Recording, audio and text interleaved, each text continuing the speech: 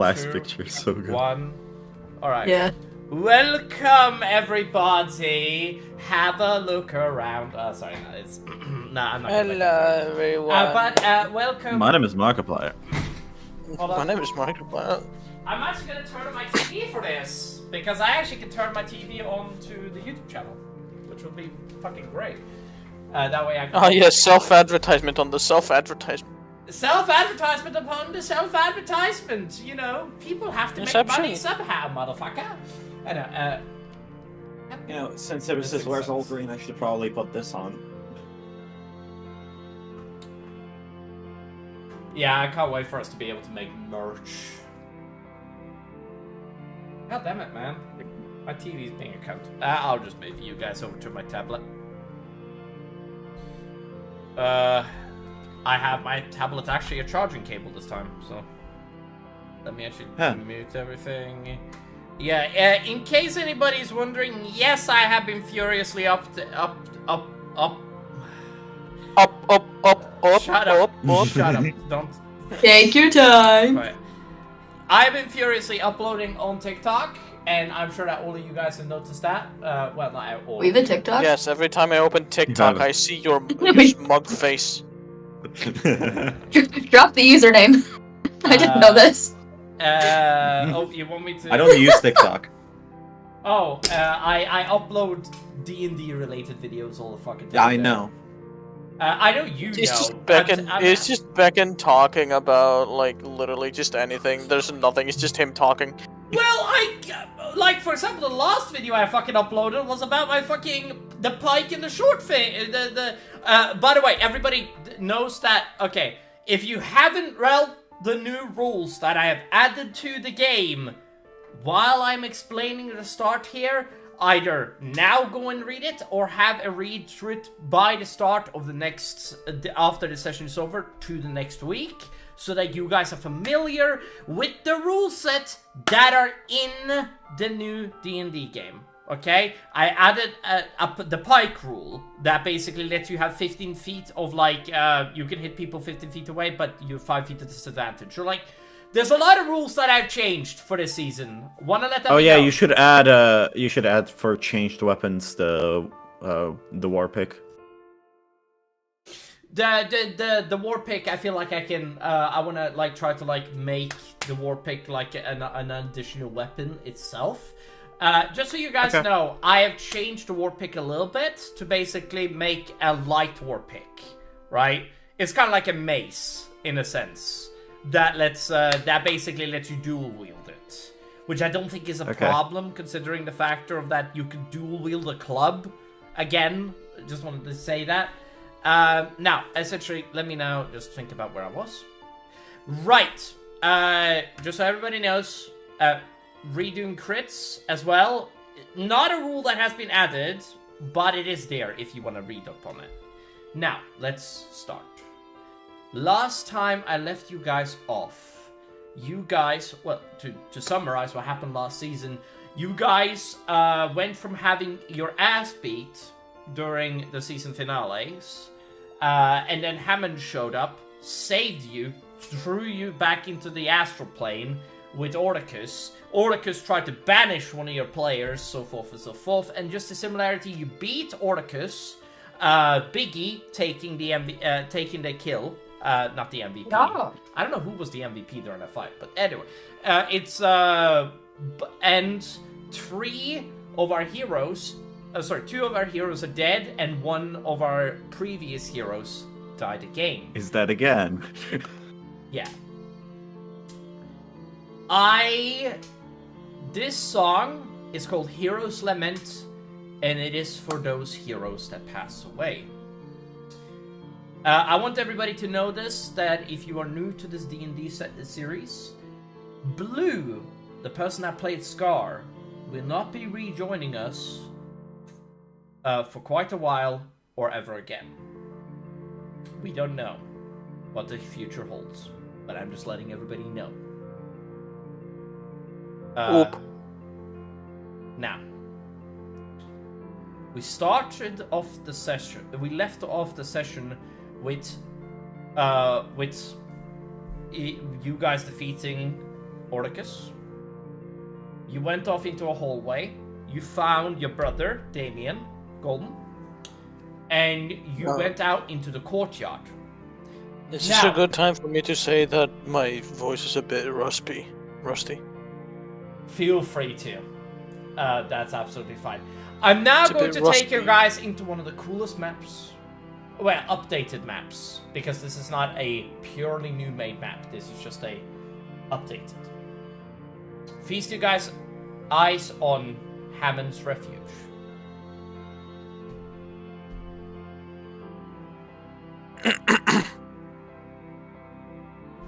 Oh, roll 20 is so slow. Oh. This is an 8K image, that's probably why. Oh god! Yeah. Now, you Hopefully guys... my computer will not die. I hope not. That would suck. Now, I want all of you guys to know what... you guys step outside. Oh, this map is big. Yes, you need to scroll out. Now, you guys... Yeah, Yeah. Now, you guys may not remember what this school looked like before you guys left. Oh, I do. You guys remember that there was a city that took up most of Hammond's... Oh, sorry, most of this called Baton. Baton is gone. And what is left is a pirate ship, from what you can see, off in the distance, with black sails, and the Jolly Roger clearly, like, sort of thing. And you see these cylindrical things that is on top of the ship, and you see these sort of portholes that are on the side of the ships as you guys go outside. Once you are outside, you see humans and serpentines, mostly Malks, patrol around the area, and most that I can say is that it seems like there is 10,000 people cramped into this school. Now, Hammond said last session, you must have a lot of questions. And I'm sorry for everybody that is going to want me to answer those questions immediately. You're gonna have to wait a little bit longer in the episode. As Hammond, he looks up upon you, and he says, when you're ready, I need you to come and meet me in my office. I will explain everything, and I mean everything. Hammond walks off. He does, barely holding his guts in his hands, having a healer, Lockstrom, or Lox, more commonly known as, coming with him into the school. They open the door, closes the door, and you guys see them disappear. Now, I now leave you guys with the sight you guys see. You guys see tents upon tents upon tents. Most people are not even able to get an actual indoor thing. You guys see that there's a ship floating in the middle of, well, what seems to be space. However, there is nothing holding that space, like holding it like water. You guys don't see any water. And I am now going to... I'm just letting you guys know. You guys see stars and what looks like meteors and other things floating thing. And you see also, way off in the distance, you see a weird-sized skull floating throughout the space. Really far away. Like, it's really small from your perspective. Which means that it's like probably the very sun, big. but it's a skull. You guys see stars. There's, for example, a star that is like probably the same length as the sun is away from Earth, approximately away from you guys. Now, Silas speaks up to the group. I don't think this is the correct time to say so, but I'm a little hungry. I don't know about you. I'll probably try to find a tavern. We're literally in space as far as I can see. I'm sure there must be a food hall here somewhere. I wonder what currency they use. Hopefully gold. Hey, Sarah. we will need to talk to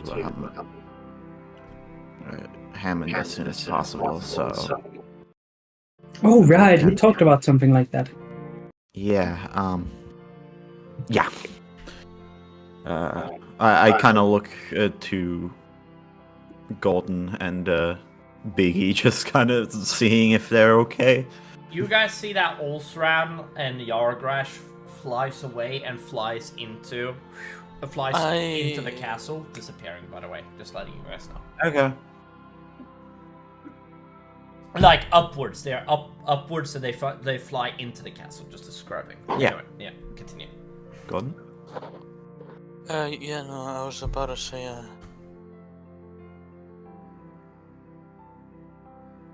sorry, yeah. I was about to say, that, I don't know what the fuck I was about to say, actually. I don't know. I'm just speaking. I don't know why. My bad. As I'm looking towards Cole and Biggie, I also kind of look around for Misty's. Biggie and Misty's are like right next to you. Wanna let that be known. They haven't left much. However, Is Misty still knocked out? Rack is right behind you, and he puts down the body of Scar, and he like clearly like teared up. He's like tried to attach Scar's head back on. Oh god. What Rack is. As you hear sobbing and generally crying. Sorry, what did you want to say, Bert?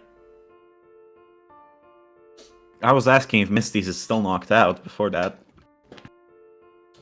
Misty's woke up sometime after the battle and saw the aftermath, and she basically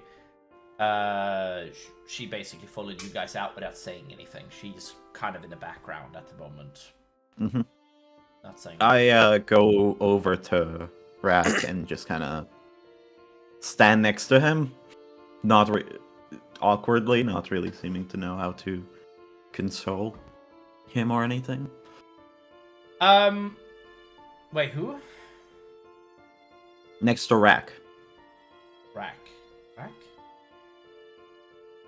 Wait, who? Oh, Rack! Right, yeah. Sorry, I'm dumb. Yes, you walk... Yeah, no, Beckon, I thought I was gonna ask that. Who's Rack? Yeah, he's one of the teachers. And you see that... He's the flippin' orc teacher. You see that Misty's, by the way, she goes, as you go over to Rack, you see that Misty's walks over to you, Mr. Saris, and she's like, hey, can I borrow your friend? You have to ask her. I'm not her dad. She looks past you, and she looks at Voxy, and it's just like, hey, can I borrow you for a little bit? Sure. Okay, she takes her hand onto Voxy, goes into the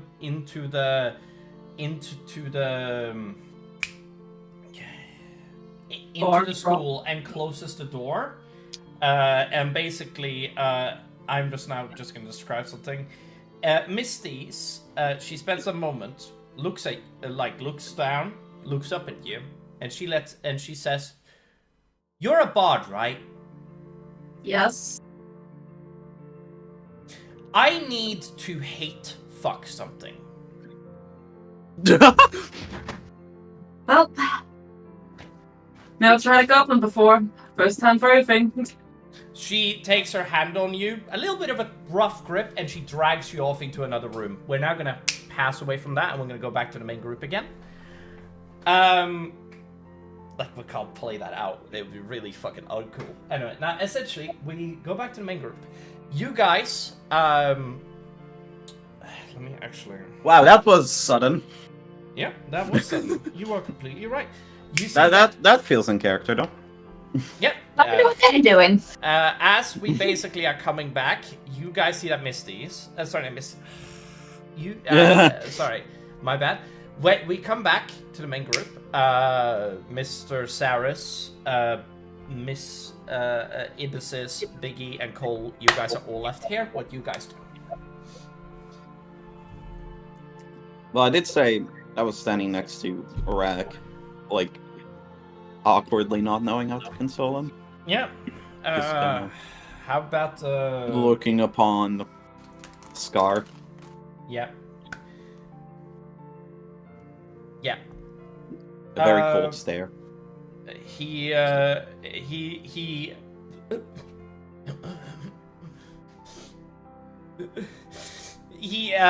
looks up. Sorry, I don't mean to laugh. He looks up at you, he does, and he like holds the head in his hand, and he stops to like try to like attach the head to the body, and he's like you see tears coming down his face, and his tusks, like he has tusks,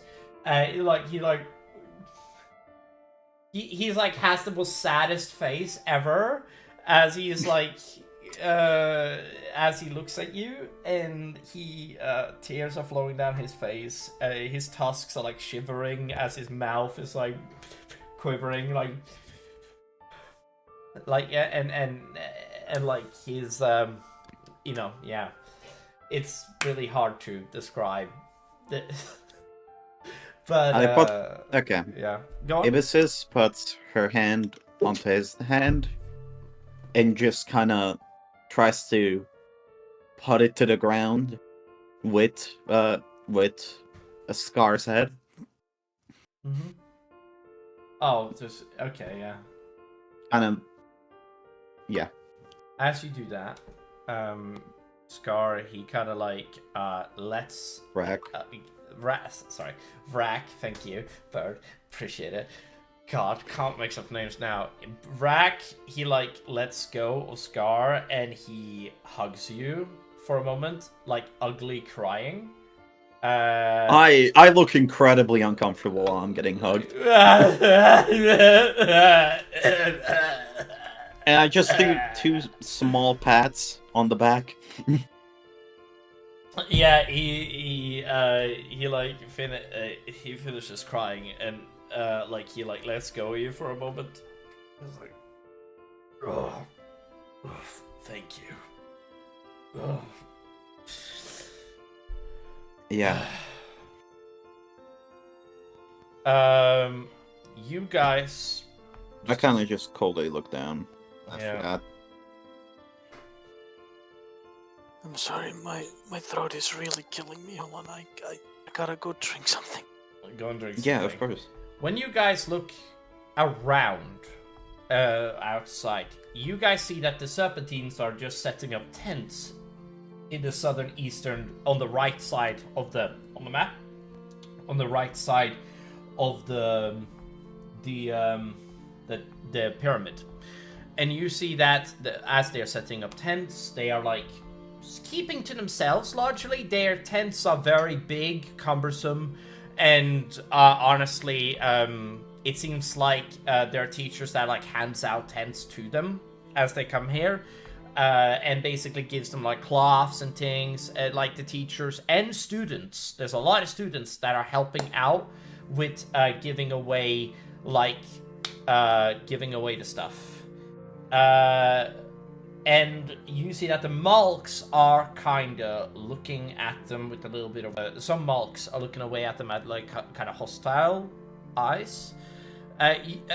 You guys see thousands of people though, like just walking around aimlessly, and you guys see like a child crying and screaming for their mom. You see a young woman that is like calling for her siblings. Don't seem to know exactly what is going on. You see a dome. No, never mind.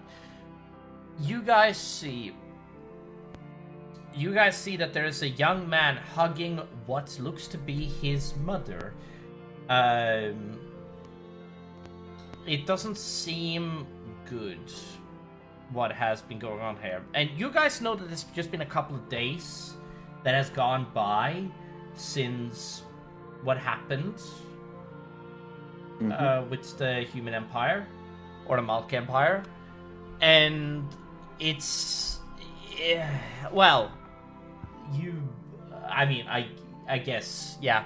You, however, as you guys look down upon, like, close to where you guys are at, in fact, like, very close to where you're standing, you guys see that there's a serpentine and a mulk, or more commonly known as a human, getting together, and they are, there's a female.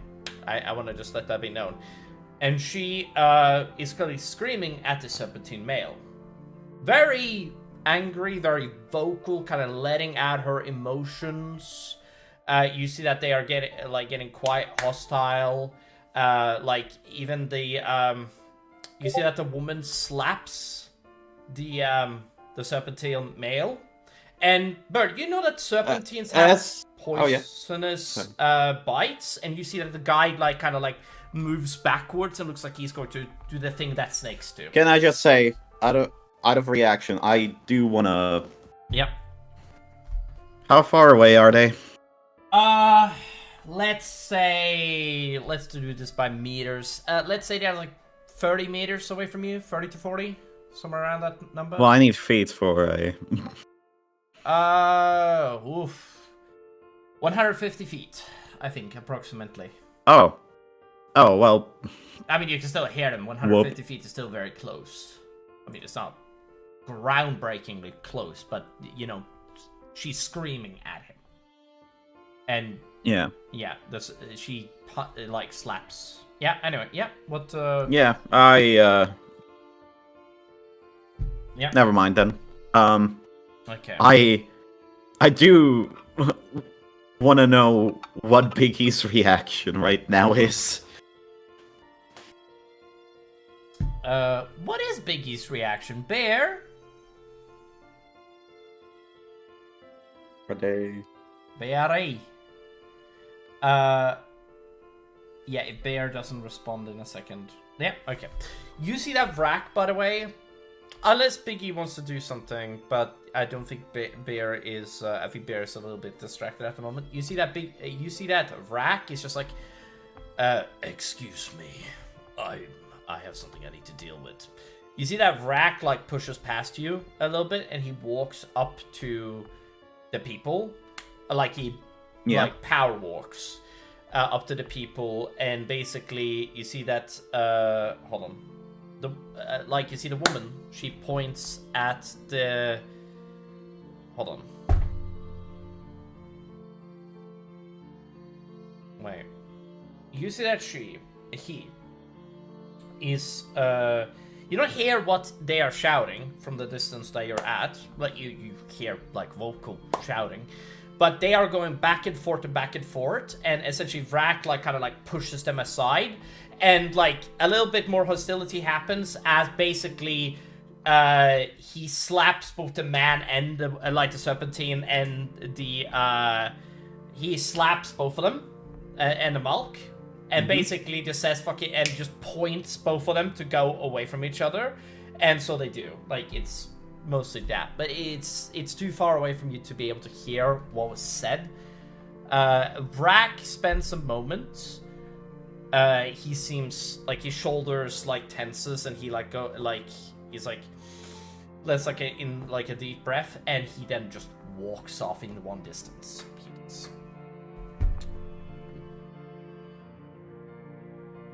Yeah. Okay. Is there anything anybody wants to do? I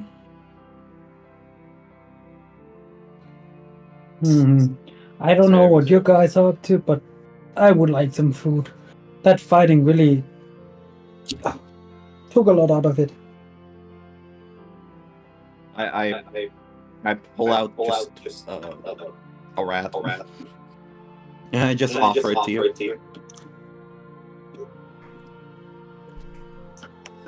Thank you, but I prefer something a little more cooked.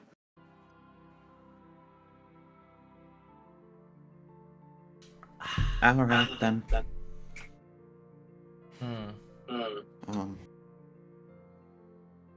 Bear? I think Hello. How are you? I'm going to ask you. Actually, no, I don't mean to interrupt you guys. Continue, sorry. just continue. I think me and Cole are definitely gonna go to Hammond in a little bit. And then me, Biggie, and Cole will probably need a bit of time to talk because let's you and Voxy have not been with her that long, and Scar and Merlin dying is I can feel it affecting me. You know? And I don't know how the both of them are doing with that. Ibis just clenches both of her fists.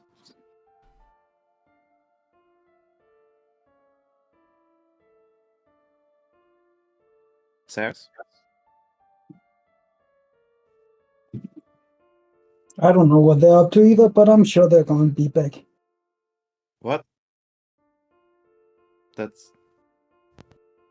No, the party group is there, but she's having a conversation with you privately, Saris, by the way. Just letting you know. Yeah. I basically said that me and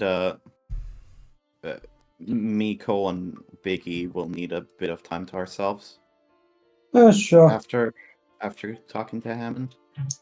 That makes sense. You can take your time. Yeah. I am not sure how Misty's is doing, and I do not trust. And to be honest with you, I wouldn't trust her alone with Voxy after this. So, you know, maybe check up on them. I will eventually. She's Okay. usually fine. I trust her. Okay, sure.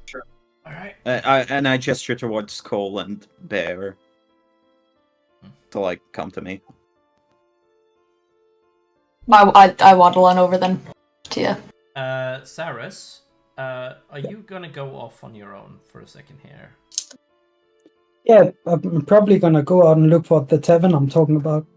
Okay, I'm gonna say that you go off into a direction, but sorry, Bird. I know that you want to do this, but I kind of want to get over what Saris wants to do, and then we'll get right. Yeah, no, do that. Of course. It's just so that we can keep everything smooth.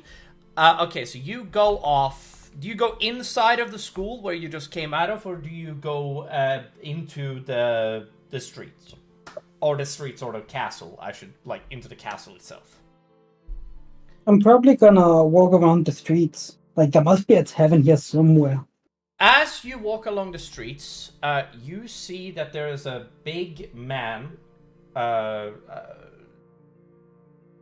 He looks, you know what Samoans look like? Samoan-esque? Does that make sense? Yes. I don't know.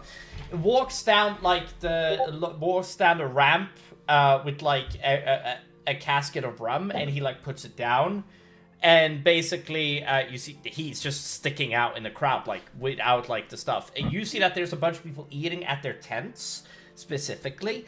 But if you are trying to eat, you could either go to where they're coming out with meals. They seem like they are going into a building where there are meals, or you can, or basically the guy goes back onto the ship. He does. And he's 10 feet tall, by the way. He's huge. He is, and he's carrying a casket of what it looks like to be rum onto the ship. I'm gonna try to go into the building to see what is in there. You walk into the building. Also, by the way, you do see that from the ship, you see that they are unloading supplies onto the ship, Yes. onto the ground. I'm just letting you know. Now you go into the building and you see that there's a bunch of people that are just they have food and they're spellcasters that seem to be casting a spell, creating water, and just because you could create a lot of water, I think, with that spell. I'm not sure. And basically, you see that there's spellcasters that are constantly doing that, filling barrels of water. And you see that there is other spellcasters, and they look like students too, by the way. That used to be students of this school before things, because they are wearing like school uniforms, like they're wearing coats with like either a dragon, phoenix, sphinx, or a kraken sigil on their chest that seems to be moving. Now, when you walk in, you see, you notice that they seem to be handing out really easy, cheap food. You know, prison slob? It isn't very uncommon to that. What you see them like kind of like doing there, it seems like stew. Does that make sense? Yes. Stew makes sense. Yeah. All right. What do you do? Not really what I was looking for, but I guess what could I expect? I'll try to walk around in town, see whatever is available. All right. See if there should be some shops or something like that. You don't see any shops. I'm gonna just be completely transparent with you. This looks like a refugee camp.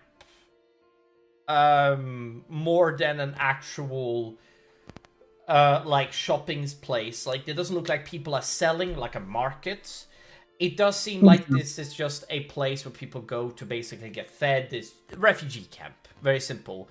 There's no shops that you can see. There might be a blacksmith, like somewhere. You might be able to find one. Like, you know, Damien. I forget what his name is. The guy in Baldur's Gate 3. But you know, there might be a guy like that around. You know, in case you're looking for weapons or. You know. I do want to say I should have probably explained this place to Saris, but too late now. Yeah, it's too late now. It kind of sucks to be you, but you know. But I think that it's really easy to describe a refugee camp. Gonna be honest. Yeah. So yeah, I don't think I need to do any more drastic situations. Hold on. Oh. Yeah, continue. Sorry if this is huge. I feel out of place to being in a refugee camp. So I'll just walk into the school, see whenever people stops me. You go into the school, and instead of... Okay, so you don't end up in the same hallway that you were at earlier. When you open the door into the school, you end up in a hallway that goes into what looks to be a great hall. Now, this great hall seems to have, like, a bunch of people that are eating, people that have blankets around them. Again, the food seems a little better inside of here instead of out there. But, you know, it isn't the greatest. Yeah. Hello, everyone, I'm back. You're gonna be great voice acting today, Golden. Let me tell you. I don't think so. Is there anything you want to do inside of here, or do you want to move on? Let's just move on. You walk through another door, and you end up, from what you can... Can I ask you a question? What does your character want the most right now? Food. Something that looks more edible than sludge. You open... And more edible than what he could make himself if need be. You open a door and you end up in a kitchen. And as you end up in the kitchen, you see that there's a bunch of people ruffling around. You see that there's what looks to be a devil. And you see that there's something else that looks like there is, like, just a bunch of, like, minions, imps, that are going around the kitchen. That is just like... Come on, everybody, we need to cook faster, all right? And you see that the imps are just like... Do you speak Infernal? No. As you see that they're like doing like stuff, and like some person is like dealing with like a big slab of meat. And he's like... as he's like furiously cutting into it, and you see that there's like another one of them that is just like throwing like a day and like stomping on it like and he's like getting into like the they're having a lot of passion. Okay, a lot of passion is in these imps. Essentially. As you walk in, you see that she basically sees you, and she draws like a dagger. She does. She's just like, "Hey, who the fuck are you? What are you doing in here?" I was looking for food. Sorry. I guess that was the wrong door. Wait. You don't... Are you Werekin?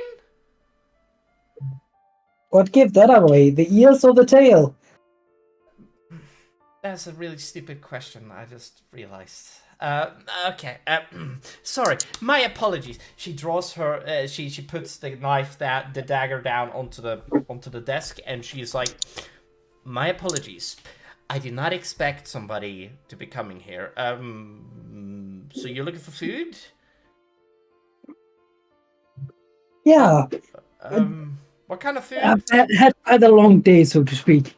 I'm sorry, but like, I don't know how I can really help you with the food situation, because everybody is waiting. Like, there's like 10,000 people we have to care to here, and we're struggling a little bit with the food side.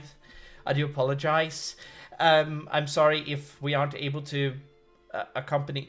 Wait, you're not one of the refugees, are you? No, not last time I checked, no. I have no idea what I'm actually doing here, to be honest. Oh, wait, what? Okay, well, I don't know what to do with that. I'm sorry. I don't think there's anything I could do for you at the moment. It's all good. Okay, I apologize. Of course. Sorry. I do. Sorry.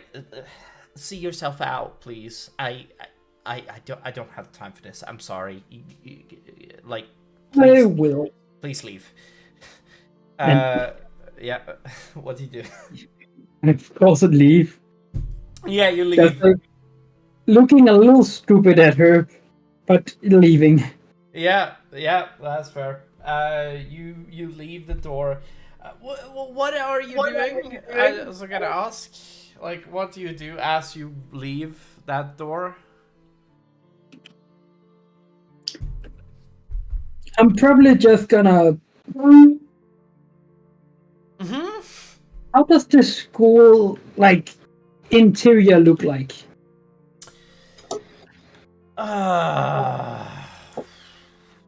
It looks like it's made out of a type of wood that you haven't seen before. Don't get me wrong, it looks a little bit like oak, but the wood looks way more shinier than you've ever seen. You think that this might be, you know, a special type of wood. I don't know what else to say. I mean, you're not a woodsman. I don't know why I would tell you. Anyway, yeah, it's from what you can see, yeah. Is there Looks like wood, in other words, to me. Oh, looks like wood.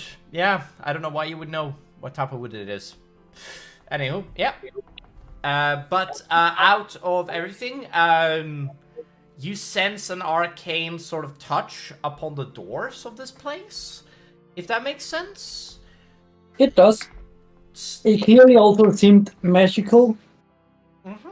Since I'm pretty sure that door didn't lead me to the kitchen last time I walked through it. Didn't lead you into the hallway last time you came through it either. So, you know. Another good point. Mm. I'm probably just gonna walk around aimlessly. Do you mind if we move over to the other people No, while you're not doing at all. this? Alright, my man. Alright. We shift over. Biggie, Cole, and Bear. Sorry, Biggie, Cole, and Ibisis. Ibsis. I'm gonna ask you guys what the fuck you're doing. Well, I beckoned them towards me. And I waddled over. I need to take a piss, but I'll be right back. But continue. Do whatever you need to Go do. piss, queen. I'm listening. Go piss, queen. Go piss, queen. Suck my Go ass. piss, queen. Wash your hands, please. No! Ew. Well, oh. Please wash your hands. Don't admit that. Yeah. God, it hurts. I look down at Biggie and I look very, like, scarier than usual with my flippin' face at you. As I just wait for. Hi. I've lost the voice. Fuck. Oh, no, Victorian child. Hello. So Hello. Yeah, that's good. Just hear Beckon shouting. What the hell is he wackling about? All right. Cole, you here? Well, We're gonna say that Golden's thing that he did this to him, so his voice is now in canon. So fair enough. Oh yeah, he's like I need extremely to know what tired. happened. Oh He used up all his energy in his body. Yeah, I think that's fair. Oh, do you need to like go to a medic or? I don't even know anymore. You sound funny. Well, wait, Damien is still with us, right? Yeah, Damien came with you guys.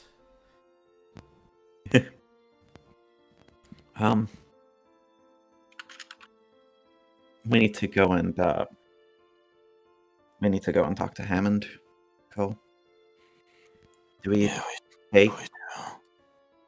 Yeah, do we take Bear or do we take Biggie or? You. Please Do you don't want to leave go me with us, alone. Biggie? Please Okay, don't leave me fair enough. alone. That's okay. Hold on a second. Before you do that, you end up feeling a hand upon your shoulder. Hold on. Which one of us? Wait, hold on a second. I just gotta do something.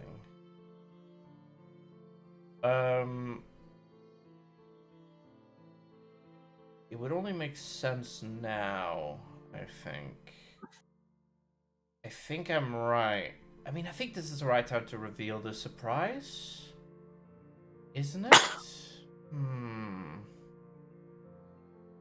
Sorry, Wait. I'm currently thinking about something. Just there we go.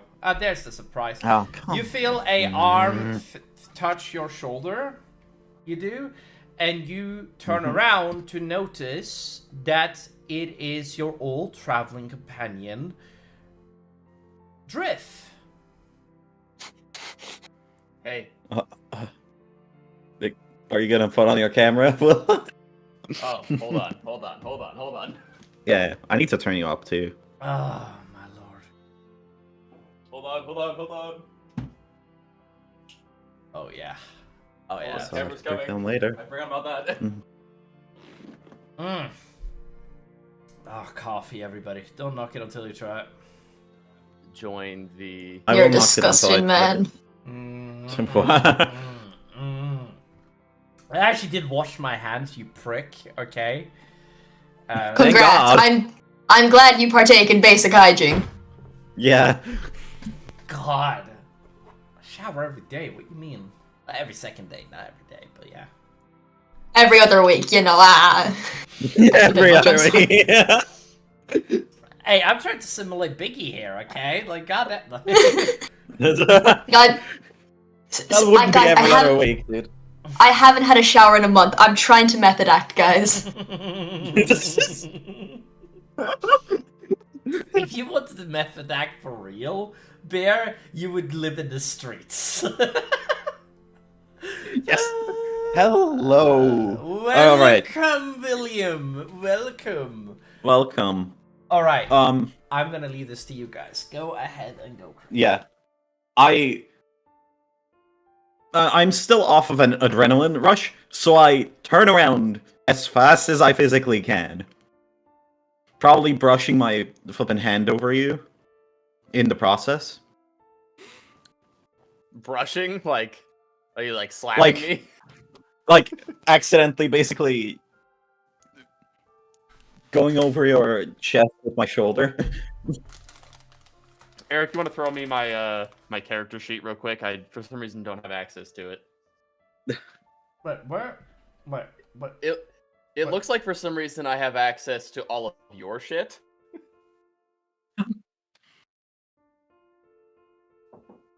Excuse me?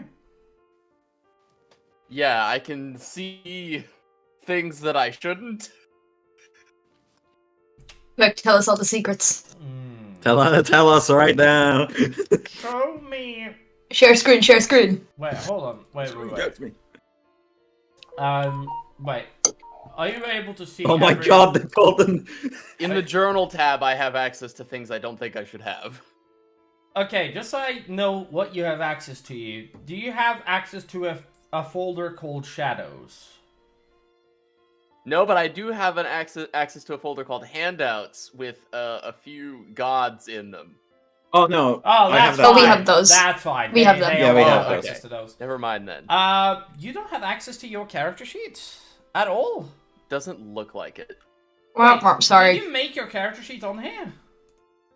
Oh, right. I know the drift is there. Right. There you go, Will. I just gave you back. Your character. There you go. There she is. Sorry about that. I even leveled her up. Will you look at that? Ah, I think Yeah. Excellent. So, as Ibis turns around quickly, as you look at us, we just seem like we're dying inside. Like, we all look tired. Well, I don't know about Biggie, actually. Yeah, I'm dead. Is Scar's corpse still in the background? Yeah, Scar's Second. corpse is still primarily in the background, laying there with a head that is... Will, do you know what anorexic means? Yes. Yes. Scar's So body he's like at the full moment... gaunting right now. Yep. Looks like he has no bones in his body. I'll just put it that way. It's pretty accurate. There is all bones. All More bones, yes. accurately. There's no muscles. As I Yep. And his head As I is look around- decapitated, But yeah. Oh, Sorry. yeah. As I look around and I stare at you, I look like I see death. I look like I see a ghost. Drift, weren't you supposed to call us like a month ago? Alexander. You guys gave had the Sending Stone. Alexander had the Sending Stone. And Merlin. Speaking of which, Um, where they at? Dead. I'm gonna. As you just see like I'm this gonna- really small can I- fucking furry can I do thing a looking up at you. perception check, or- Do a perception. Yeah, probably. My perception, my passive perception is 15. So Yeah. You Yeah, we notice look- Scar's body, yeah. do I? Okay, I guess. Should I notice a perception? Should I do a perception check to notice anything else? Maybe an insight check. Do an insight, sure, Will. Sure, do Doing an everything. insight. Oh yeah, as you say that, I immediately clench my fist. Up. Lol. Can I do it with advantage? What did you get? Are you hiding it, Will? Oh. One? I accidentally sent it to DM. Oh, that's someone else. I'm gonna say no for this Okay. situation. You don't think there's anything wrong at the moment? Oh, you rolled low. The fact that Okay. Fucking Scar is dead. Scar is dead, so, you know, things can only get better. He's just having a Yeah. little nap. He'll be right as rain in the morning. You know, things can only Also, get better. Biggie, you did say in character, they're Dead. dead, right? Yeah. Dead. Full stop. Dead. They be Um, dead, lad. Yeah, maybe don't say it like that, Biggie. Ah. Hmm. Is that not what happened? Yeah. Drift kind of. It is. So, you anybody wants to roll a low DC perception check real quick? Sure. Would this If be I can find perception. Would this be at moments This that... is just to notice something that Drift has no reason to say out loud in this moment, but you'll notice it. Wouldn't It's not that- something she's that's- trying to hide. It's like very plainly out in the open. Would this be should I do one as well, or Arcana just as to be Bird? fair? No, actually, I'm gonna message it to you. I think I know what you're doing. It's just I'm trying to understand. Are you still trying to find Perception Bird? No, I found it. Okay. Yeah, roll it for me when you guys are ready. Okay. Make sure that everything is done correctly, please. Oh my fucking god. Okay. Oh, that's horrid. Yeah. Cole, you're there as well if you roll perception. Okay. Eric, I just messaged you what it is. Perception. Can I roll 2? Or Oh! no? Let Anybody me can, actually anybody can. describe what you. I mean, you don't look okay, Biggie. What the fuck? Damn, that's. Anyway, I'm gonna say. I this- was told I could. Oh. Hey, natural 20. Hey, look at that, natural 20. All right. Just as we're told that it's something not hidden at all. I mean, I'm gonna give Cole some Second extra thing. details. Wait, no, never mind. I'm gonna just put it this way. Don't fucking your character look like they have been working construction or something, Will? Okay, so yeah, I'll give you some extra details. So that's the first thing you notice is I am covered in like oil, and there might be a few like burns, not like flame burns, but like it looks like maybe like I've been hit by some sparks or something like that. It just looks like I have been working on something for a long time. I look a little tired. Like I've been living off of fucking caffeine and nicotine for the past couple of days. And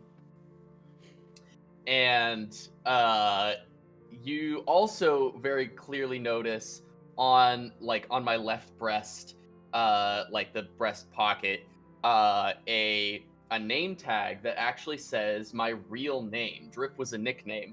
And it says Dr. Ivory Fisherman.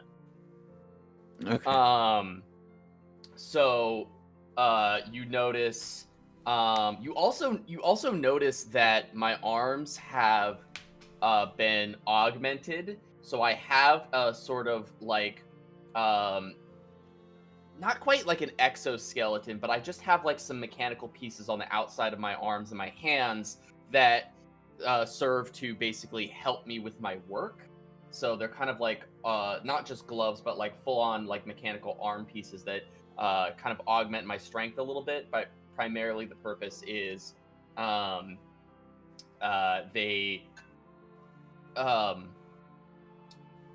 just they look like, you know, just mechanical work suit pieces.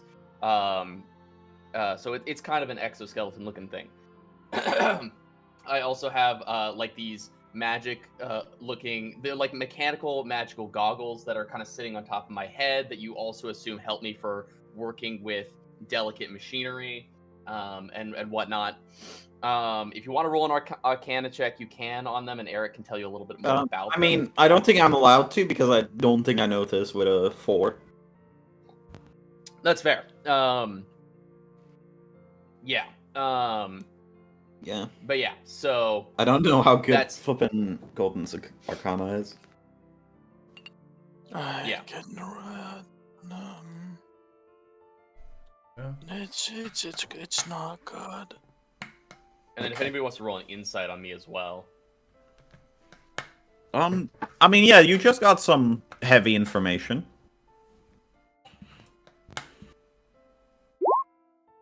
Okay, that's good roll. Yeah. Very good roll. There is a bit of a stunned, like, I am partially stunned and at a loss for words. My mouth isn't hanging, like, completely open, but it is kind of just, like, hanging a little bit open. And it looks like I need to take a second to, like, reprocess what I just heard. But at the same time, you can tell that I'm not totally shocked. It's like, I was shocked to hear it, but I processed it more quickly because of what I know and what I've already seen. I have already processed a great deal of death already recently. And so this kind of hits me as like, wow, even more bad news. Yeah. Ibisis, after the little interaction with Biggie, goes up to a wall and just starts punching. Like, really out of it. Doesn't even look angry on their face, but they're just punching the wall. Before Wait, who? you do that, give us this. Oh, it says. Sorry, yeah. Before you do that, actually, You're lagging out. grabs like the back of your. You're fizzing out, Will. Yeah, You're fizzing Am out. I? Let me know when I'm good. I don't know why I'm lagging out. Yeah. Am I good? I gotta stop having ADHD. God damn it. Anyway, yeah, continue. Turn up your volume. I'm sorry, can you... Yeah. That because Drift has seen you do this a number of times. She's actually gonna reach out and grab you and pull you back in. I hiss at you immediately. She doesn't care. Yeah. Okay. No, I like just- does not care at all. Pulls you in for a hug immediately. I just stand completely stunned, like frozen afterwards. Not really Yeah. giving the hug back, just like... I'm actually Yeah, going to pull away so. to two of our characters here. Biggie and... Okay. No, I appreciate you guys. But I kind of want to hear what is going on in both Biggie and Golden's sort of facial structure. Yes, of what course. they seem like they're doing. I want to know kind of like how do you guys seem to these two? I just seem surprised that I gonna see Drift again. We're playing it into his character that he has a hazy voice right now because of what it's happened not. in the episode. Yeah. No, my fucking voice hurts. Yeah, I know. I just want to know, like, how did you manage that? How did you fuck your voice up that much? No, my fucking voice hurts now. Oh, don't die, please. I'm now gonna throw a curveball to Bear. How is Bear Hello. doing? How are you doing? Oh, I think Biggie is just kind of standing off to the side beside Cole, watching Ibisis and this person that he's never seen before in confusion. He's still very much processing what happened to Scar. Golden. As in, he's not processed it at all. He's not processed shit. He hasn't processed Alexander even. Golden. Oh. Can I roll Arcana while I'm hugging Ibisis, but I'd like to roll.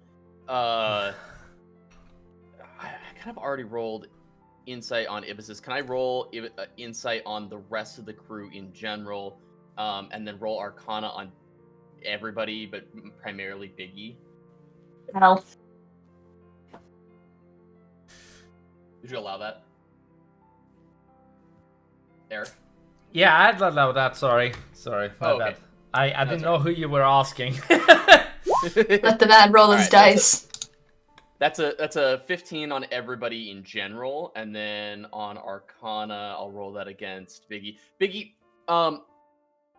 would there be any reason for me to either have advantage or disadvantage on this Arcana roll, or do you think it should be flat since I'm targeting you with this Arcana check?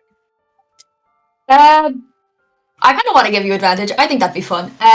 Well, we came out of a battle. I'd say you'd have that, yeah. I'll allow it. Oh, yeah. Okay. I'll allow it. Okay, cool. I'll allow it. You probably feel That's Ibisis 21. also... Yeah, you Oh, probably Jesus. also feel Ibisis like... There is a bit more energy than usual radiating off of Ibisis. Right, gotcha. Yeah. And if any of you roll Arcana on Drift, you will also notice the same thing. That not Golden. only...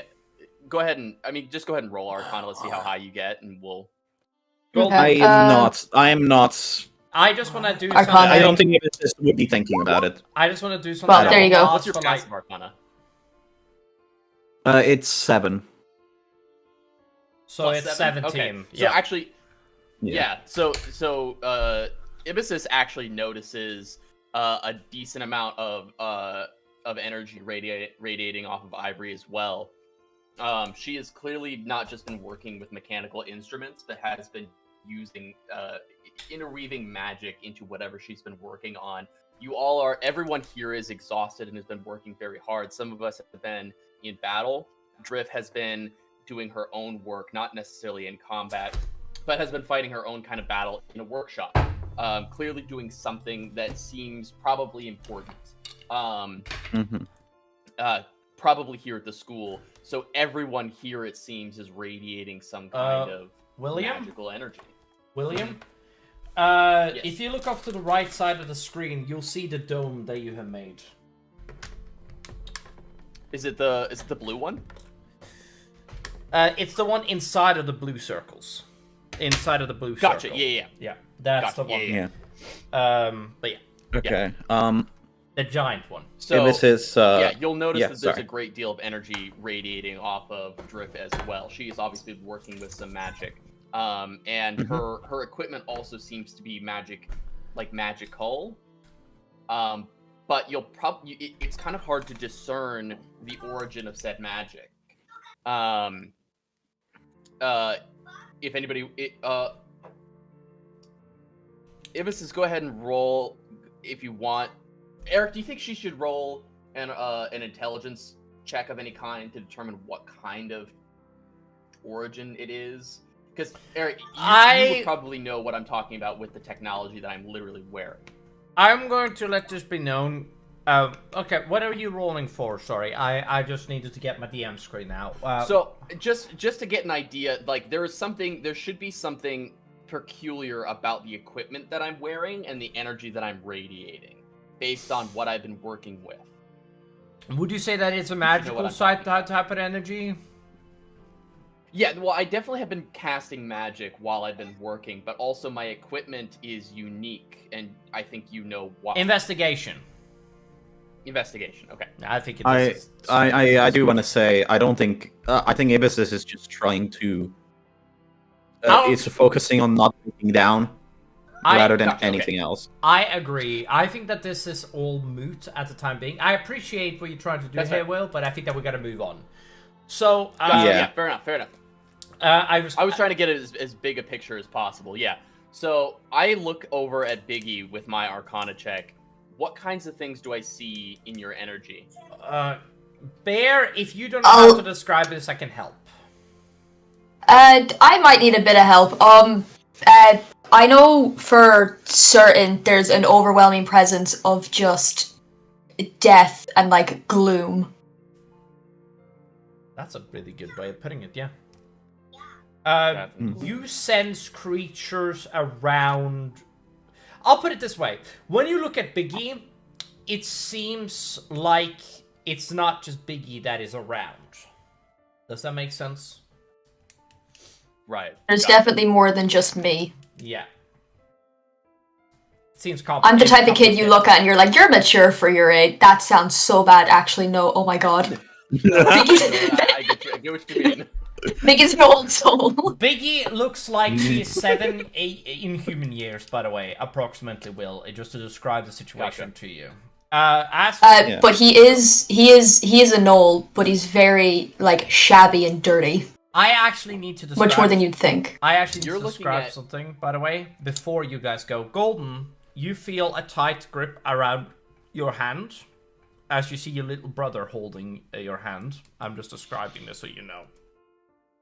I'm sorry, say that again.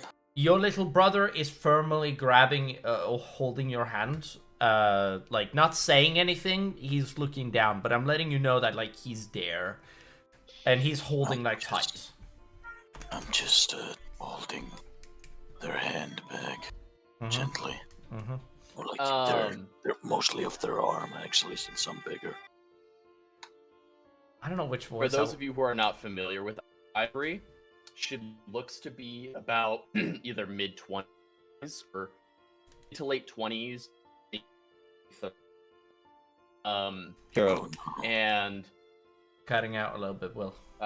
She is darkened with blonde hair. And yeah, that's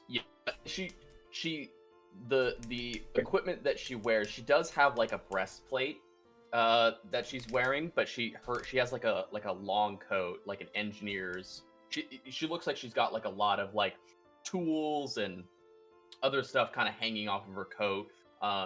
So kind of she's clearly a mechanic of some steampunky, I guess, is the thing that I'm kind of like thinking Yeah, in very my brain. steampunk. Yeah. Very steampunk, 100%. Yeah.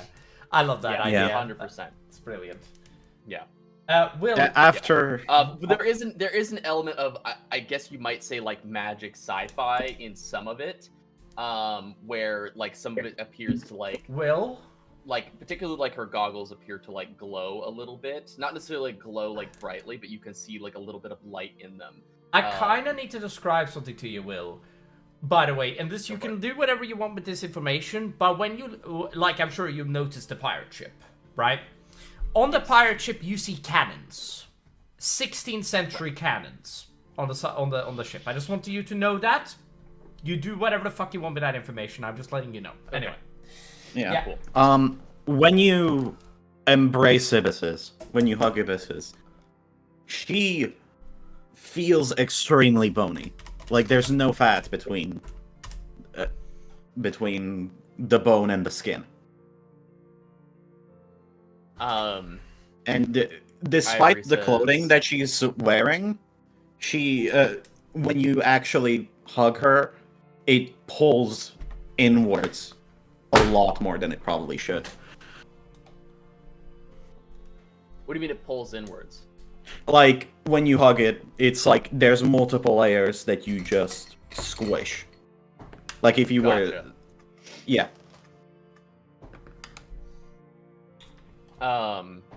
Ivory says, you guys have been through a lot. You guys have worked hard. Yeah. Mm-hmm. She looks over at Biggie and she kind of lets go of Ibisis, but like squeezes a little extra tightly before she does, puts her hands on either side of your shoulders, and kind of walks over to... Are Cole and Biggie next to each other, or are they kind of far apart? What do you I guys think we're close to each other, aren't we? Yeah, sure, why not? Unless Cole can manage to say otherwise. Alright. What? Do you think I that assume you and Biggie would be close to each other? Yeah. I don't know. The last time I remember. Okay, we'll just assume that you are. Okay.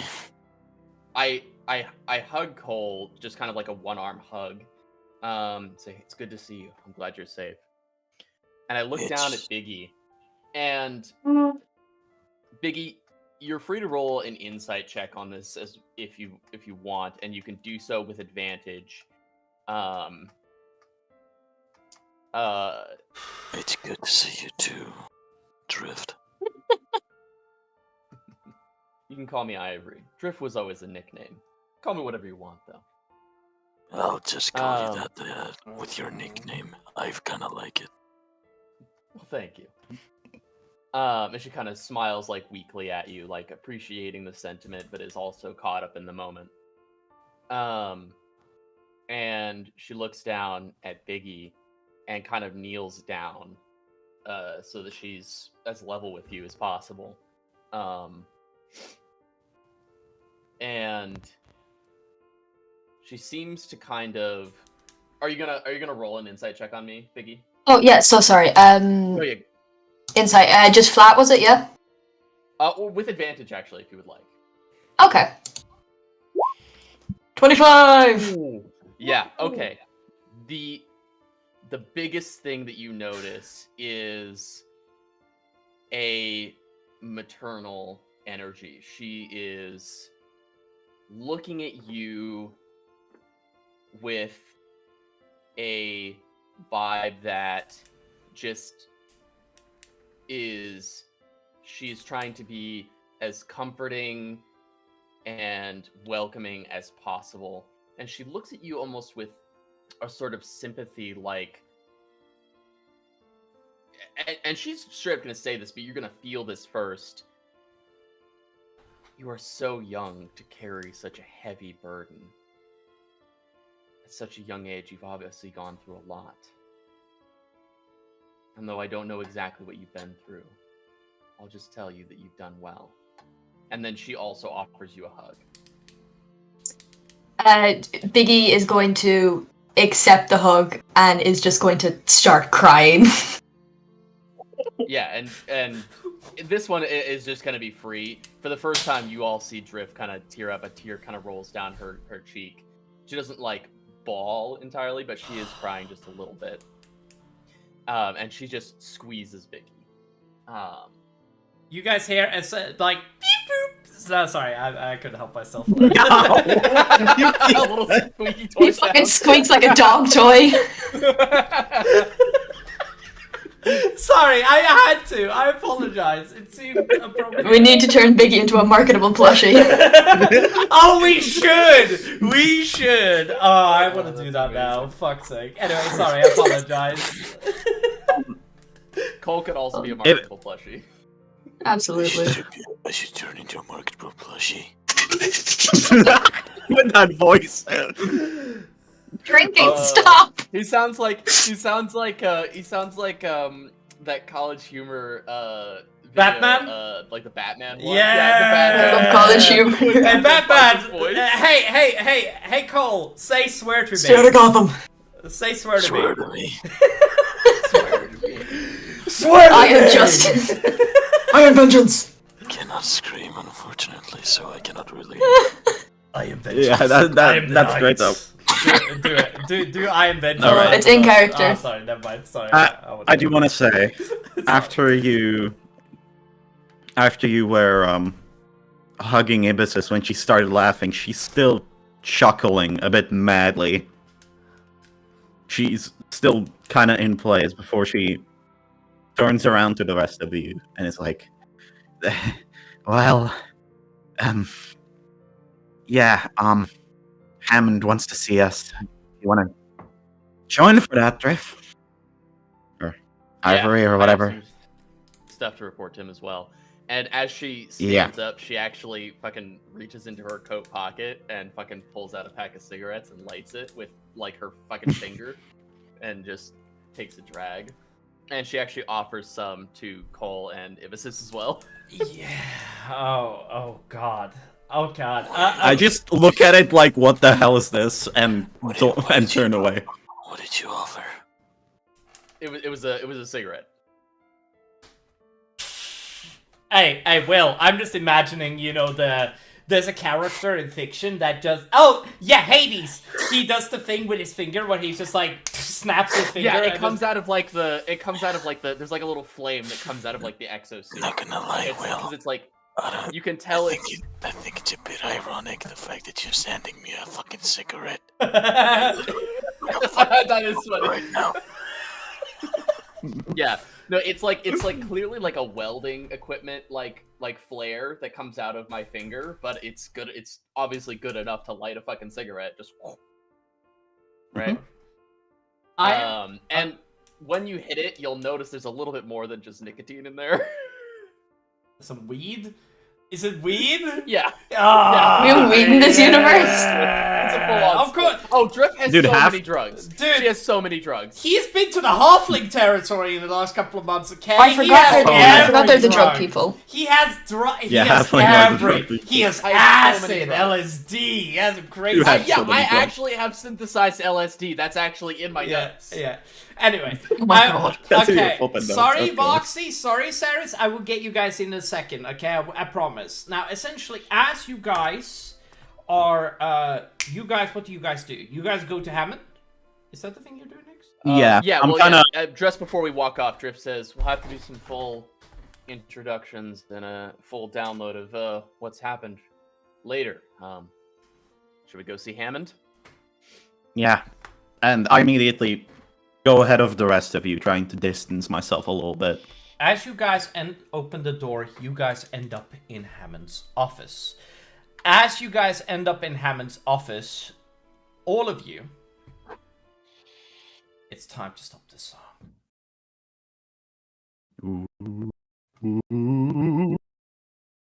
Why are you panicking? Get up. You guys walk into the room where Hammond is, his office. You look at him, and the Cardinal, you know him as Lox, or Lockstrom. Especially you, Will. You've seen him the couple of last days, going around healing. Keep in mind, by the way, did everybody like the little thing I did with Hammond's thing if you look up in the top right. Hammond's Refuge. Sorry, I apologize. I should not be making these jokes. It's a lot of work went into this episode. I just want to let that be known. Anyway, you guys walk into the room where Hammond is. You guys see that the Cardinal, that you guys know that spoke to Merlin at some point earlier, healing Hammond. He's clearly sniffling, and like tears are clearly shown coming off of his face. But it does not come from, Hammond. It comes from, the Cardinal, as I just explained. Goddamn, I'm a fucking idiot. Anyway, he does not notice you guys as you guys enter. However, Hammond does immediately. And as Hammond notices you, he then grabs onto Lox, and he then says, "Lox, please, I need you to leave." And you guys see that Loxtren nods to Hammond, but his head is clearly down. He is, as he walks past you guys and out of the room. We're now gonna cut over to no, we're gonna wait a little bit with Voxy and Saris. Okay. Now, essentially, you guys see that Hammond gets up, puts on his coat, and he does the thing where he ruffles up his coat before he sits down. No, he doesn't sit down, sorry. He puts on his coat, looks at you. Sorry, that's my bad. He says, Sorry for all of your losses. He walks over to you, Ibisus, first, and reaches out his hand. I do not understand this gesture. Just straight up, Ibisus does not understand that gesture. He looks at confused. He looks at you, Driff, instead, basically. Like, he holds out his hand for a moment to anybody that is willing to hug him or do anything. I understand. I immediately. Oh right, yeah. He's like, he pats. I'm sorry, and I missed this. Was this Hammond? This is Hammond specifically. Yeah, it is Hammond. And I kind of squeeze him too, and then I kind of pull him back, but with my hands on his shoulders, and I say, "Hey, it's done. We got it." Good. Okay, we're gonna start funneling people from the Human Empire immediately through that machine on a daily basis to have them relocate here so we can get them somewhere else. I promise you that. Cool. But that is not the reason why I brought you here. Saris, your brain immediately, while you've been going through this, you open the door and you find yourself inside of the office of the office of Hammond as well, behind the party. And you see that Hammond looks behind you. I see your party member found his way here. Are you here, Saris? Yes, I'm here. Okay, just making sure. Oh, am I interrupting in something? No, you're involved. It is actually quite important to get you. Julie is not here? Yes, she is. Oh, she is. Good. I'm going to drag her in too soon, but I'm just going to give it a minute. Now, you see that as Hammond looks at all of you, and he looks at you, and he kind of faces away, and he walks up and he hugs all of you, and he sees Biggie, and he gets on both of his knees and reaches out his hands towards, takes both of his hands, holding them open as he is waiting for Biggie to hug him. But I'm not expecting for anything to happen there, because Bear, what do you do? Biggie is much more reluctant for this one. He kind of shuffles forward a little, but not fully going in for it. Yeah. Almost like meeting an estranged family member that you haven't seen in years. You're like, I kind of have to do this. You never met him either, Does Biggie, I've never met Hammond. Yeah. Does Biggie look up at Ivory at all? Yeah, okay. Biggie looks up at everyone. Biggie looks up at no one. Biggie's massive. Ivory's gonna kind of give you a look like, it's okay, this guy's he's cool.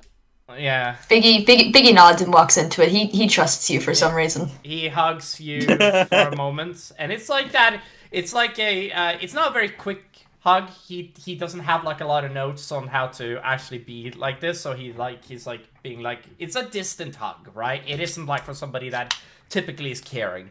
He gets up, he hugs. He doesn't actually wait for you, Cole, and he hugs you, and he pats your little brother on the head, and he looks at Saris. Wait, who exactly? Hammond Hammond. specifically hugs you. Okay. And he walks back towards his chair, holding his hands on his stomach. However, his wound has been clearly healed, right? So, like, he isn't holding his guts, but he's holding his stomach, like, it's simulating him holding him. He looks at all of you. Sorry about all this. I did not mean for any of this to happen to any of you, and frankly, there's been a change. A major change. He snaps his finger as Olsran and Yargrash walks into the room. The Dragon Brothers. Yargrash is missing an arm and a leg. And Olsran, these are in the human form, and Olsran has lost his eyes. He does. As he walks in, he struggles, and he basically he stumbles upon something, and his brother falls to the ground trying to help his brother up. It's very awkward and very really unfortunate. As the Dragon Brothers are, not able to enter properly into the room, and you guys see that Hammond makes his way past you guys, and he goes over and he helps up Yargrash and Olsran. Unless somebody of you guys would do this, but it depends on you guys, obviously. But Olsran then basically just where is Ibisis? Where is she? And you see that, and Hammond takes Olsran over to you, and he reaches outwards. He does, and he takes his hand on your shoulder, and he takes something out of his pocket, shakes, his hand is shaking, and he reveals Merlin's metal eyes. He does. I stare completely blankly. I stare blankly at the eyes as I just kind of take them. They seem a bit heavy for me. They are for sure too heavy for you. Anyway, and he so I'm... Yeah, sorry. I'm trying to seem like I'm not struggling to hold them.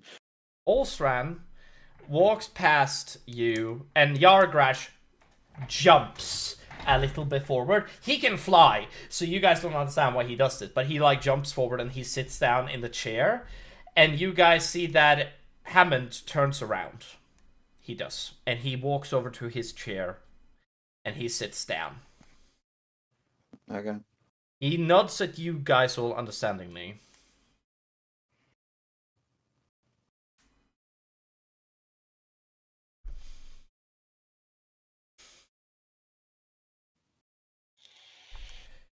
As Hammond then lets out in, he breathes quite heavily, as Hammond then says, I'm guessing you want to know who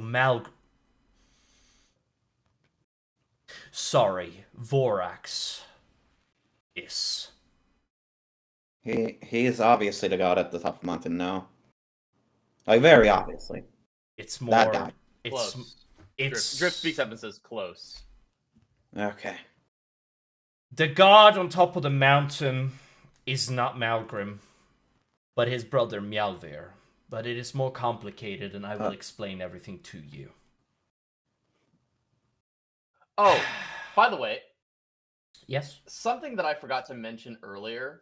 Yes. When you guys mentioned that Merlin and Alexander were dead, and Ivory was looking at Scar's body, who rolled high on their Perception? Insight? perception? Cole. Yeah, Yeah, Cole. yeah. Cole, and I'll say Biggie as well because she rolled a high insight. Or he, Biggie's a he. Yeah. I you get would it. have noticed a flicker you would have noticed a flicker of something. You would have caught a glimpse of. It would have been just for a moment, and it would have been partially transparent, but it was just there for a moment. Armor, you would have seen like an armored dress flash, and these dark wings, bigger wings extending from the hips, and smaller wings extending from the shoulders. You would have just seen a flash of this. And it disappeared, and you weren't sure if it was an illusion or what, but it was just there for a moment, as there was a shift, and it was gone. You guys, sorry, Will, but I'm gonna need to continue immediately afterwards. Yeah. Sorry, something I forgot about that you would have noticed. I respect the shit out of you for continuing. Yeah. I get it. Now, essentially, you guys see that Yargrash sits like this with something clearly in his hand shining a little bit, like ethereal glow over something that he's holding. Saris, you notice that this is a holy symbol that he's holding. Very clearly. Yes. I can hear myself through your mic. That's weird. Hammond lets out an audible sigh. It began 1067 years ago. There was a small boy who grew up within a young Witterian kingdom. This was before Adam, he looks at you, Saris, obviously became the king of the Witterian kingdom, but nevertheless, I'm sure your party member would know this. As he stares at you, Saris, very clearly. Anyhow.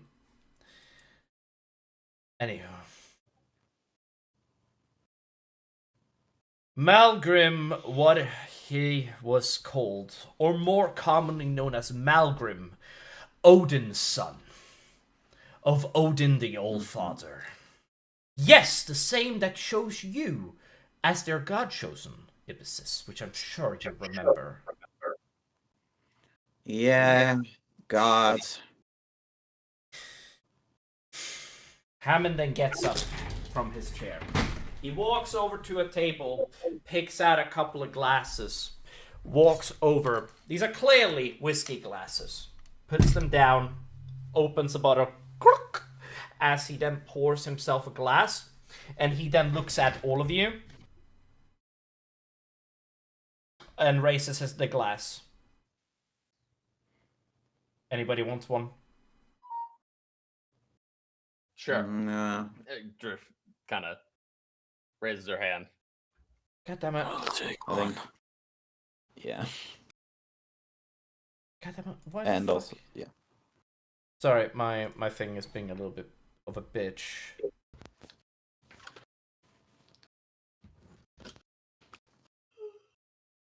Why do you... This is kind of looks like she wants to, but she doesn't take it.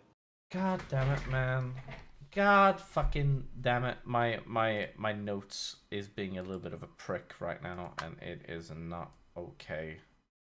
Remember to give the child more alcohol. Okay. Please. No. Wait, you actually... Hammond lets out for a second. I will not give a child alcohol. I do apologize. They don't need more. Yeah. And I just kind of look at Biggie with a death stare. I don't even know what it is. I just want it. Griffin's gonna sleight of hand. Actually, no, she's not. Never mind. Oh, No, I don't think that would be in character for Drifter. Choose well, this would. I just want to feel included. Okay, hold on. It's let me actually Drift actually is not gonna sleight of hand this. Instead, what she's gonna do is she's just going to kind of offer Biggie a sip of what she's drinking. Oh. I look over at Drift immediately, and I'm like, I don't need another. And I just Biggie- clench both fists, like looking at you with the most angry stare you've seen from her. Biggie takes it, has a sip, and then immediately pulls like the worst face ever. He's like, yeah, Hammond opens. thank you, loved it, yeah. It burns Lying your through his throat. teeth. It burns your throat. It burns your throat. Anyway, yeah. Yeah, Everett kind of looks at you and kind of winks and goes, "You didn't have to like it. I just thought I'd offer so you could try it." You guys see that Hammond takes his hand on his head, pulls out a memory, and shows you guys a young man in his mid-20s, like makes a hologram in the middle of the room. He does. It's sort of ethereal. It has like a sky. You guys see a young, handsome, pretty man. That basically, seems has a really distinctive grin over his face. His hair seems well combed and kept, and he's too young to clearly have grown a beard. And you see that Odin found a woman and got her pregnant. And that was the start of the domino effect. As the child was born, Malgrim, he was named. The mother noticed that Malgrim was very gifted, incredibly so. He learned magic at a young age of 5. He was not gifted with sorcery, but he was incredibly gifted with the art of wizardry. He was rather clever. Malgrim had to work for everything he did. And when his brother Mjalvir, Odin's son, a true god, as you would know him as. Oh, hold on.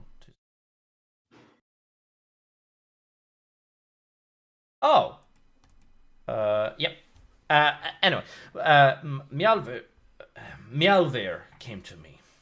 And he saw, and I saw myself in Malgrim. A young demigod that had no way of finding his way in the world, needing help to nurture his skills and become more powerful, and learn to control that power. So I took him in. I frankly didn't know. Hammond takes a sip of his glass, and a tear comes down his face. He wanted to become an adventurer. To learn... Hold on, let me move you guys over here instead. That way you guys can see my face. He wanted to become an adventurer. Hold on. He wanted to become an adventurer, clearly wishing to keep his brother safe. Sorry. He clearly wanted to become an adventurer, and his brother Mjalvir came with him on his adventures, clearly wanted to keep him safe. This is when Malgrim, I think, changed. For a couple of years later, Malgrim wanted, well, his mother. She had no significant magical power. She was a rather normal human being. Nothing special. Nothing incredible about her. Like most people. Malgrim wanted to save her from death. I think it's time to start the song now. Oh, God. Oh. He takes another sip. Yargrash stops his prayer, and he looks at the rest of the party, peering into all of your eyes, like he's staring into your souls. That is when it happened. He went to the gods, all of them that was in Asgard, all of them that was in Jotunheim, Ra, Olympus, and so forth. He even went to hell to seek the help of the Undertaker himself. He went to Hades. He went everywhere, trying to plead for their help to save his mother. But the gods, well, the god removed the ability to give mortals immortality for a reason, they said, and they couldn't reveal those reasons even to Odin's son. Osran also then perks up his head and looks towards the party. Malgrim cursed the gods that day. It was said he stood before the council of the god and screamed at them, cursed them, saying that they would kill them all if they did not save his mother. That is when he got rejected and thrown out onto the streets by his own father. Mjalver was the only one that stayed with him. This was around the time when his mother died. And a couple of years passed after this, and I heard that Malgrim died. Hammond then perks up his head. Mjalver came to me himself, and he said it to me. The god of honor, his brother. I should have seen it in his eyes. Yargrash gets up, he does, and he like moves his hands onto the desk, and he like moves over and puts his hand on Hammond's shoulder.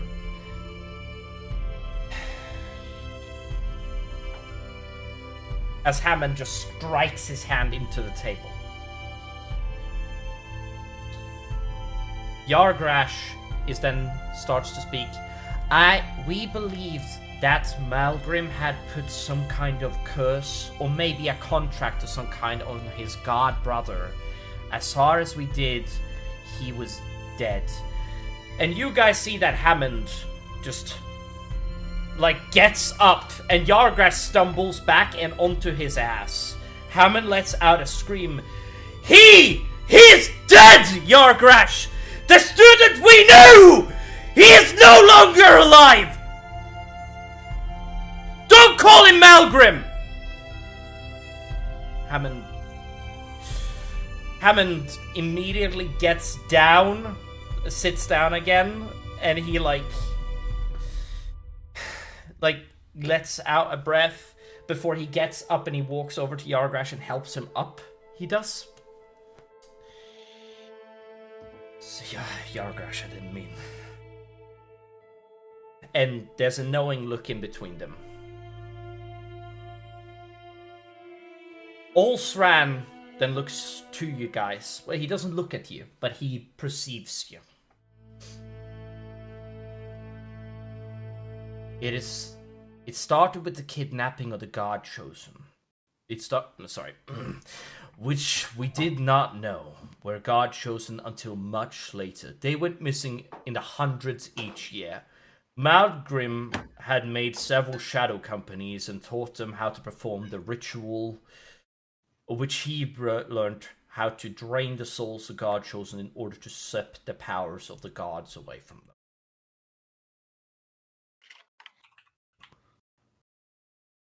He created the Green Ring and every single organization. We did not know that he was alive at this point. From what we knew, Hammond, the criminal syndicate that was created, the Shatterstar Syndicate, I believe you know. Yes. And the Green Ring was created, that plus a lot of other organizations, to hide what he was doing. Also, where's the music? Sorry. Anyway. This is, and at this point... Drift lights another cigarette. Fair enough. He's... This is something you would kind of hear. You hear the... Yeah, and Olsran says... Drift kind of, like, without trying to interrupt, also kind of offers one to Hammond. He takes it. He gives it to Yargrash, which is like the most holy out of everybody here, except for maybe like, and he's like immediately just grabs it, just. Drip offers another one so they could both have one. Yeah, it's just like. And they both like smoke it, and you see that Osran is like his ancient knights. You saw the knights that served him. Over 100 years, he collected a dragon, and and all of the knights that you saw, except for one, which you know specifically, Orticus. He waited for Orticus. We don't know why. However, we know that he grave robbed. However, we thought it was just grave robbings. We didn't know. Olsran takes his hand into his face. Into his face. It's just Olsran spends a moment. Hammond then raises his hand and simulates a spectral lightning bolt, smashing, and he creates a he pulls out, and you guys see the mountain and the castle on top of the mountain. And the mountain, of course. And you guys see that he simulates a spectral lightning striking atop the mountain. As Hammond then says, then the day happened. You all know the story. Hold on, it's a little loud. Hold on. Sorry, your girlfriend makes loud music, Will. Anyway, Hammond... Hey, better to have it loud and you can just turn it down than to have it too quiet. Hey, I respect that. Anyway, you all know the story, except for maybe Miss Ivory. No offense, Drift. 1,000 years ago, a king challenged a Drift very... puts up a hand and is like, no offense taken. 1,000 years ago, a king challenged the very gods himself. He raised his weapon, and he proclaimed himself more powerful than all of them. Also, on the stream, you actually might want to turn the music back up. Oh, really? Oh, yes. Really? It's a little loud to me, but fair enough. You see that, Yeah, it's just... It seems to be just a tad bit more fitting if it's still present. It was just a tad bit too quiet. Oh, sorry, thank you. Respect it. You see that he does the king challenged the very gods themselves. The king atop the mountain. It was said the gods responded to his call for war. Mjolnir, it was said, came down from the skies with Mjolnir itself and struck down the god king. It is said that he beat him, bloodied, and left him shattered upon the mountain ramparts. Olsran then lets out. The rumors were a lie. Mjolnir did not kill the king without being seen as honorable. It's not in his nature. And some of us did not believe the rumors. But that is when Baldur, Odin's son, went to the mountain and he was slain. Afterwards, if any gods tried to enter the lands of Asharon, well, what happened is that their power got sapped. Most of us don't know how, but Hammond has a theory. He then conjures a spectral image. Every single god has the most powerful souls ever. No creature is more powerful than a god's soul. Or being. It wouldn't be right to call them as their soul, because God cannot die and be separated from their physical body. Not in the normal way that you would know. However, we believe that the God engine, using a god to sap other gods of their power, using their very being as a power draining device. The only people that came up with this theory for something this powerful was the Valvanians. And I don't know how he found the blueprints, but he had a lot of time. That is... I'm actually now just gonna switch voices whenever I'm going to go between characters, because I feel like I'll do it better that way. Then the Turfadox get killed off, mysteriously, by a mysterious dragon that came in and burned their village to the ground. And then the druids, you all know the story, got killed and genocided. The Everstorm gets created. And everything that is caused of what happened in the last 1,000 years, he may or may not have a part in it. Then I saw it. The Day of Devastation, as I'm now going to call it. You all contacted me. However, I saw who cast the spell back at the human territory. I recognized who it was, and I didn't believe it. I used my telescope. I looked onto the mountain, and I saw Malgrim. I saw the real form of him.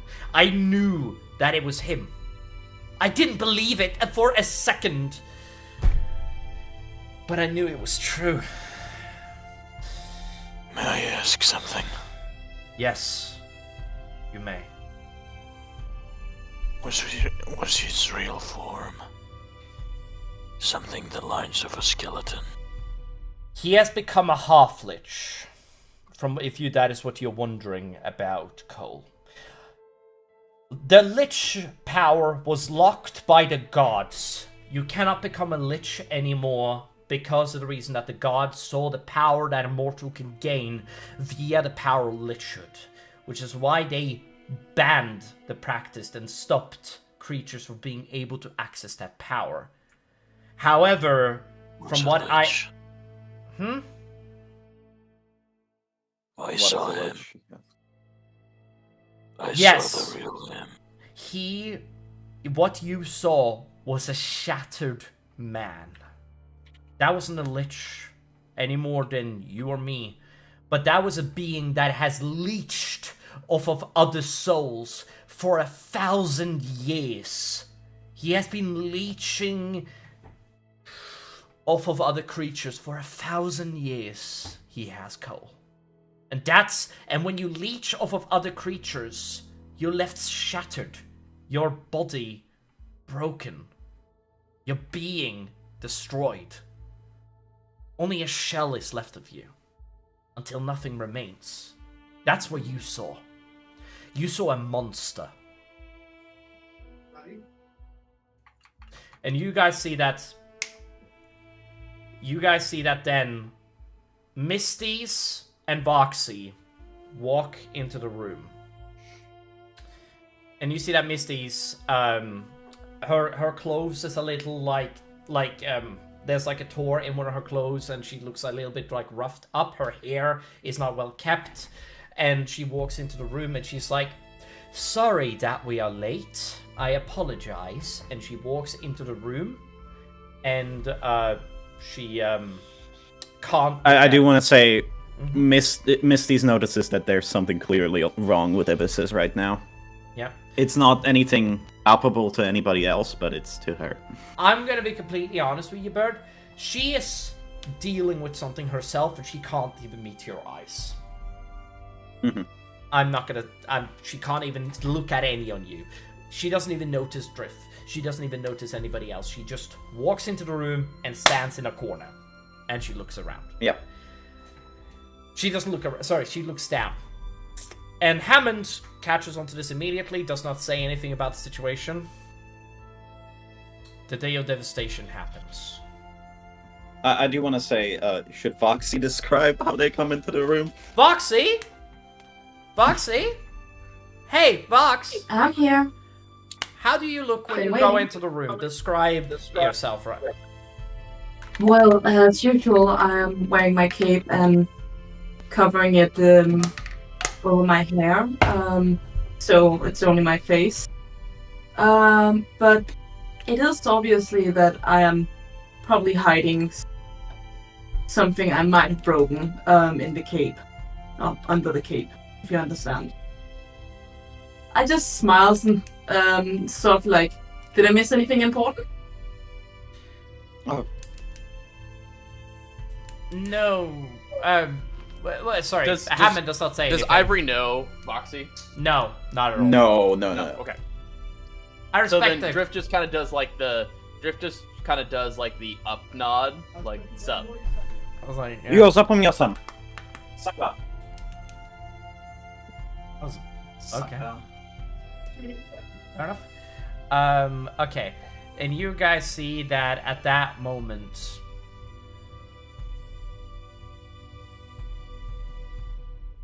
this time Yargrash, by the way, sorry. I had enough time. Hammond gets up, his hand over his head again. He tears out his brain, and it's not his literal brain, but he tears out like an image. And you guys see that you guys no longer are in his office, and you guys now see the world as it is. I'm now going to take you guys to a place you guys may not want to go.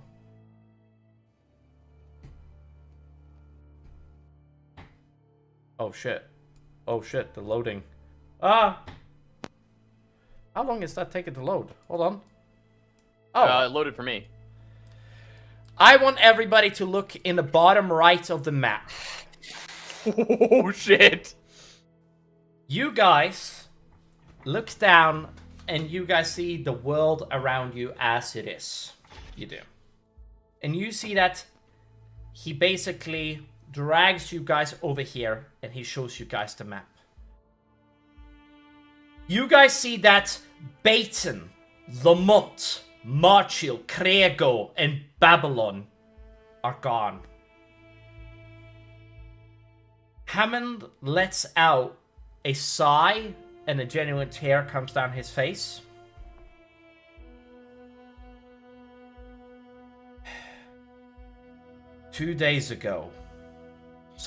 A couple of days ago, 5.5 million people died in one day.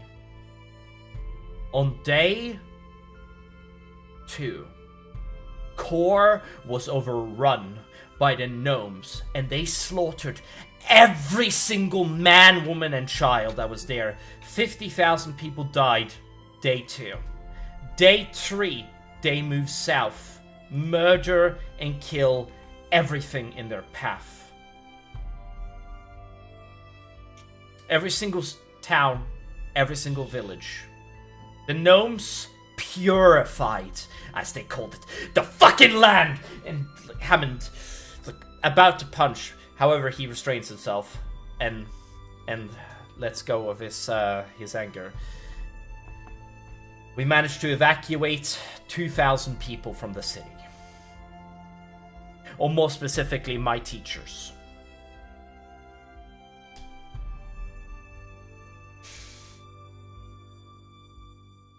Olsran and Yargrash here took the blast head on.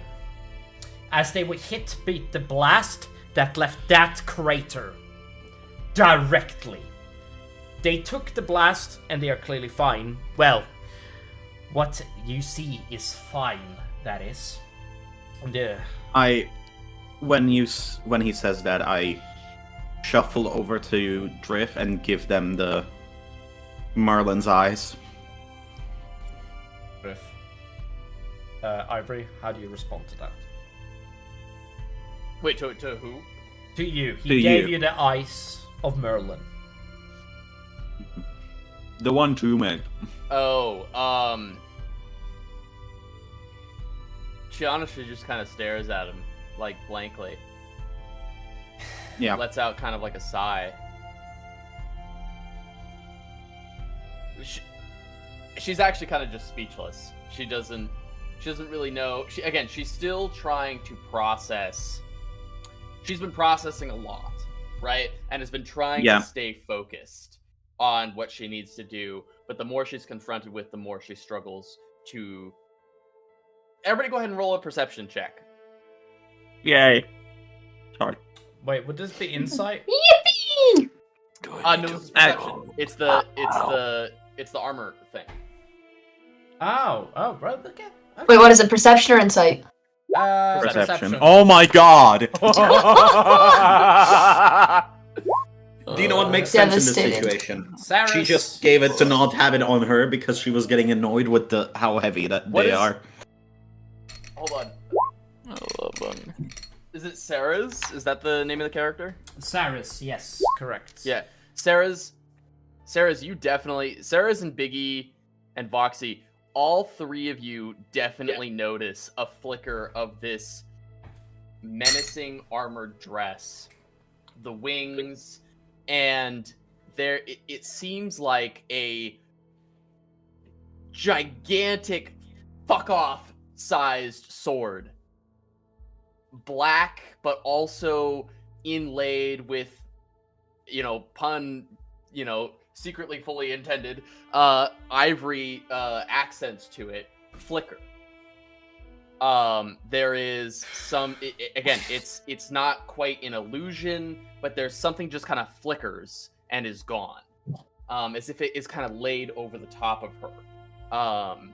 And you might even see just a tint of red in her eyes, like not like her irises are turning red, but there's a glow that kind of flashes for just a moment and it's gone. Hammond stares at you. Will. He stares at Ivory for a moment. And I'm going to ask you to make me an insight check on Hammond, specifically, Will. Okay. Normal roll? Yes. Normal yeah, roll. sorry. I thought you saw me nod. That's okay. 14. He knows. He, as he looks at you, you think he knows. That's all I'm gonna say. There's nothing else that needs to be stated. You guys see that Hammond then points Do I know how much he knows, or do I just think he knows? Oh, I don't think he knows. You don't know exactly what he knows, but he knows something. Like when he looks on you, he knows something. That's all I'm going to say. Yeah. Now, as you stare at Hammond, and actually, Sarah's, you actually might feel a slight, because of your perception is actually high enough, you might feel a slight pressure. As if the air changes for a brief moment when that flash happens. That's all I'll say. Mm-hmm. Alright. On the western, Hammond I'll be right back. Yeah. Hammond then says, there is good news, however. On the western side, Amon Thunderspear made a treaty with Adam himself, personally talking, and asked him, as long as his people is safe, he will forfeit the rest of the territory of Riverdale, Iredale, and Pula over specifically to Adam himself, the werewolf king. He surrendered the territory 2 days ago. At the moment, you see that there's no Malachi Empire anymore. Roxas is dead. He perished under the explosion. And all of my contacts that was in Babylon is dead. All of my political people that was there is dead. 5.5 million people are dead. And the death total is rising. With the 50,000... I'm gonna roll this to you specifically. Oh, go ahead. I hope that the party doesn't see it, but the stream might see it. So I might... Alright. Who has a passive perception of 11 or higher? Haha, not me. Me. Golden. I know for a fact Cole, has yeah, it. Cole would as well, but he's not. Oh, okay. Yeah. He's back. All right, Okay. you Same notice thing with Drift Cyrus. Kind of Same thing with anybody with a Mystic. passive perception 11 or higher. Drift kind of walks out of the room. Yeah. You guys see that. Hammond. Now the southern cities, Ocrega and Candom, are both out of reach, but they are going to be attacked soon by the gnomes. Everyone from this point, and he points at Pula, down south to the lake. You see where the black circle is? Bird? Mm-hmm. Yeah. In the last days, all of the peoples around the crater have died. An additional 1 million died in the first 2 days. And on the 4th day, an additional 1 million died. In the Gnome, Goliath, and even in the Alf territory. And several people in Pula and Kor that are gnomes are dead. From some sort of magical sickness I rightly do not understand. Eric, are these walls made of stone Or or wood? What are they made stone. of? Stone. Outside, and this one's pretty obvious. You guys hear like a smashing of stone and metal, just a single smash of stone and metal. And it is heavy. It is a heavy sound. And a slight pressure in the air change as that happens. And then a few moments later, Drift walks back in. And Olstrand lets out 7 million people are dead as of today.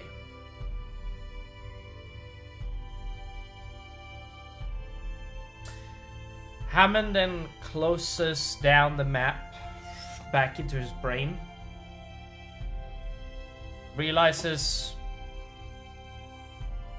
the moment I realized I had little time, I teleported Drift here.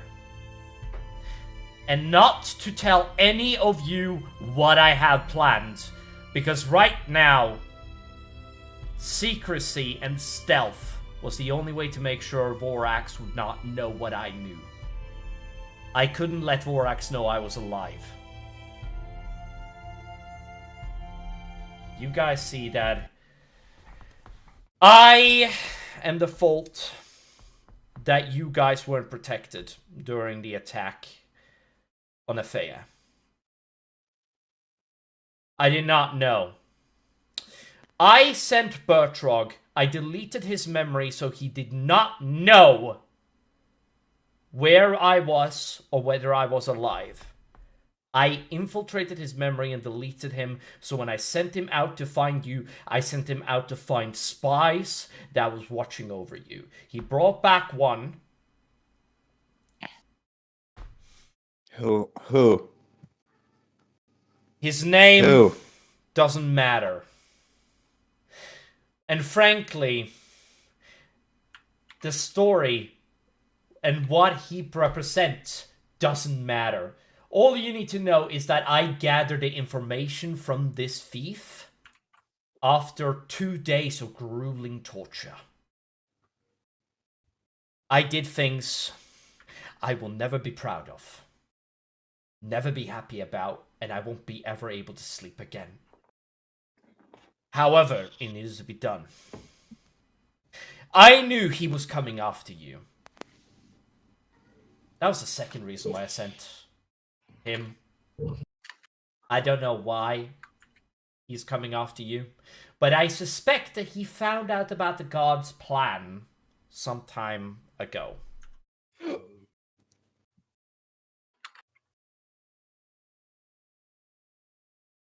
I found him the day that you did. Mm-hmm. And I was too late to save Berlin. I had to watch as he died. Just as you. I just got there in time to save you. Oh god. Fucking car horn. Just the car. Did you hear that? I arrived. Yeah, I heard that. I arrived too late. I saw the meteors and I knew what had happened. I tried to find you. Look. The reason why the attack doesn't matter.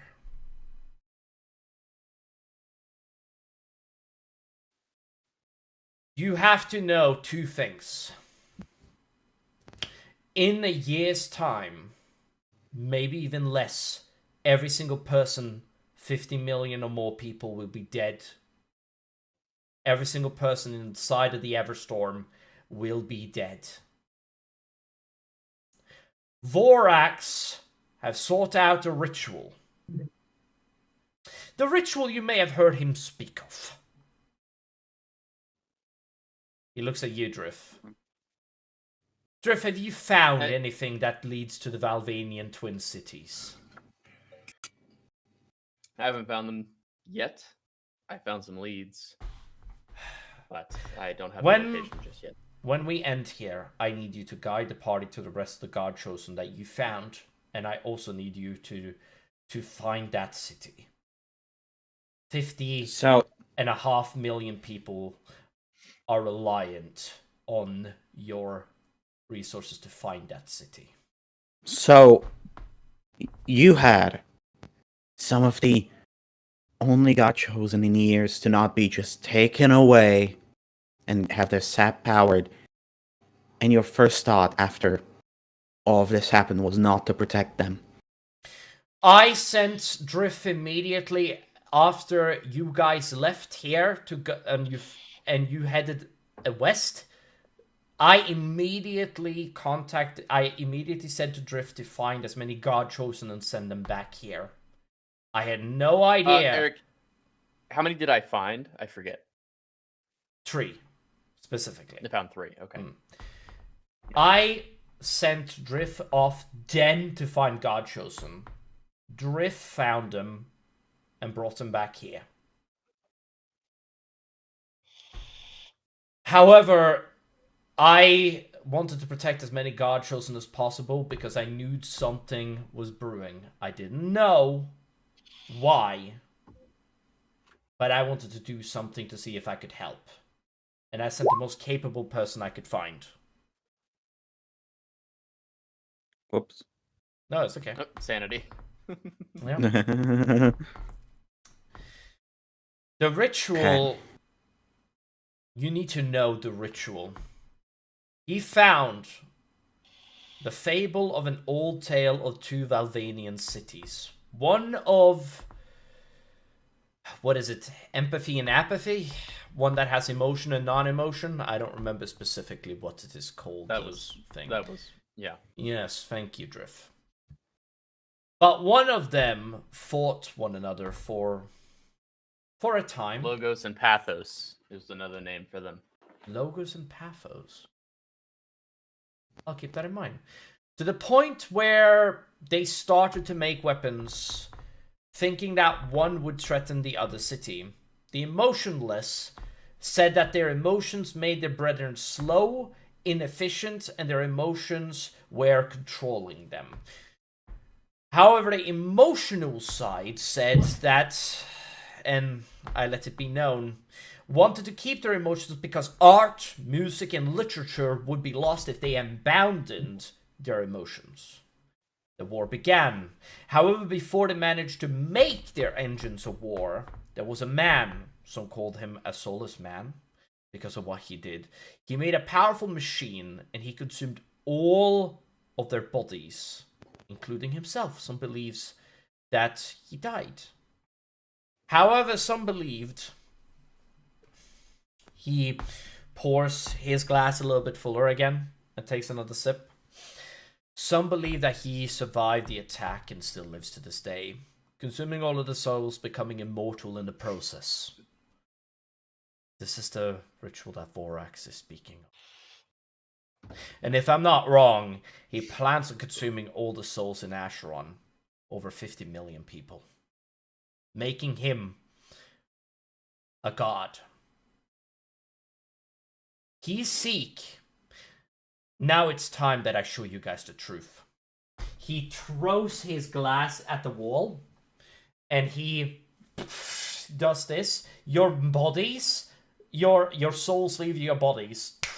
And he says, "Come to me, deathless one! For I seek it you!" And you guys see that you guys leave this thing, and you guys get closed in by a shadowless figure. Hammond, come to die, I see. If you wish to die, you could have just said so. Merkel, you're not going to threaten me any more than anybody else has ever done. I'm here to warn you that Vorax is coming after you. That child will never strike me down. Was this one of the gods that Drift met a while back? No. This is a god that you have never met. None of you have. Okay, cool. I just remember that one episode where we met a bunch of the gods. Yeah. Respect that. And you see that... Sure. You see that, you guys see that? I am now going to add this. Oh, I'm playing this. Yeah. You guys see that he looks upon all of your souls. Oh, your souls, they reek of such experience. I could use a lot with creatures like you in my soulless army to conquer the worlds of the unknown. Not interested. Yeah, I'll pass. Suit yourself. But I could give you any...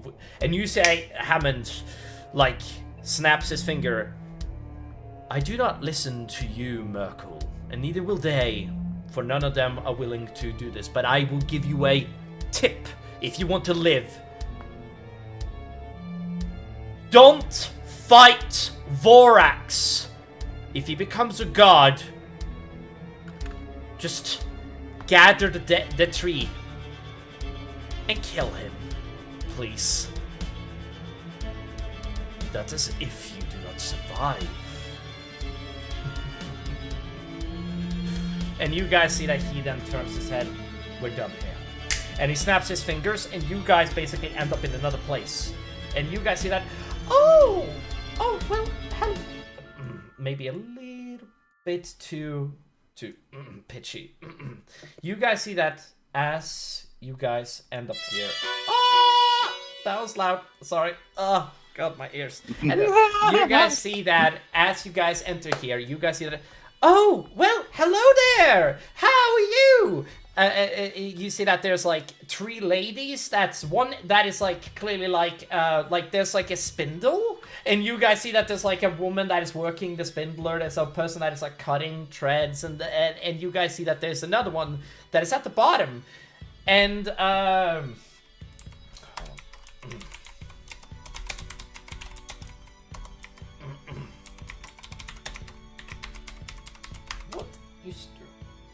you guys see that as you guys see that you see that time seems to like not flow around you, and you see that it's like, oh, Caleb, oh, hello all of you. Well, it is wonderful.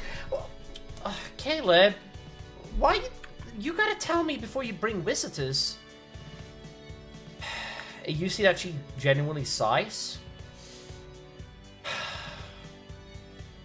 Sorry, you see that Hammond genuinely sighs with like, fuck's sake. Like, sort of like, everybody. This is my mother. Fluffo. Well, it's wonderful to meet all of you. Well, let's see here. You are Ibisus, I believe. You are Ivory. You're a little bit got you. Oh. And I know you, Saris, and you.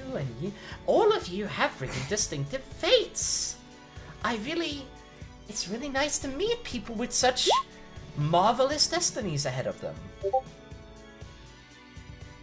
Ibisys looks annoyed. Yep, sounds about right. Mom, I need you to tell me. Is the world doomed? Hammond, you know I cannot tell. Mom, I need you to tell me. If our things matter. If the fates matter. If what we do now matters. You seek to know the riddle of Vorax's quests. Well, that is certainly an interesting riddle. Well, I'll tell you this. My baby boy. You have a choice ahead of you. And if there's anybody that is going to defeat him, it is going to be these people. And you see that she's like, but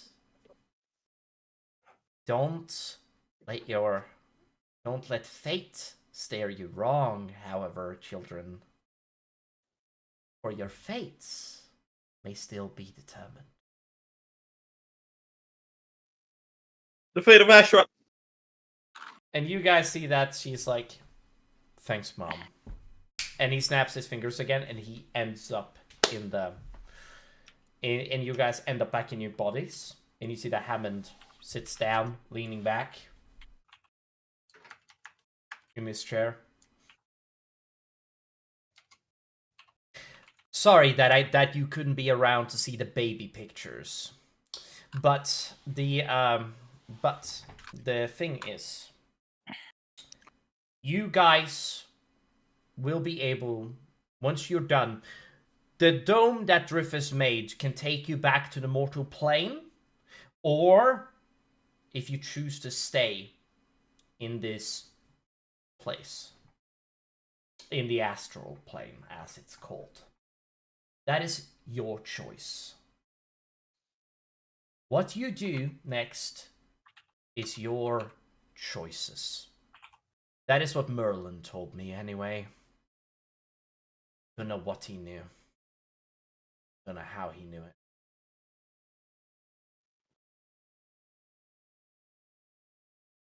Hammond stares in front of him. Olsran gets up. Wow! And you can't say anything. Oh, wow!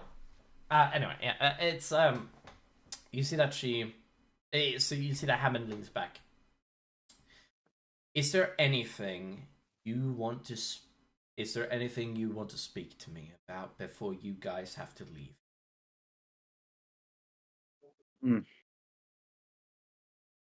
Do you know... do you think if we try to unify the lands in some way or make allies, do you think that that will help us at all?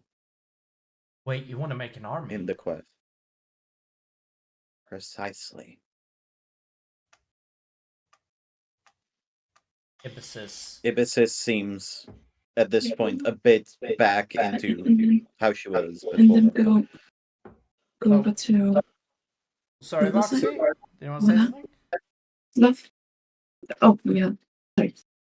I'll just be wrong. I guess you don't want to say anything.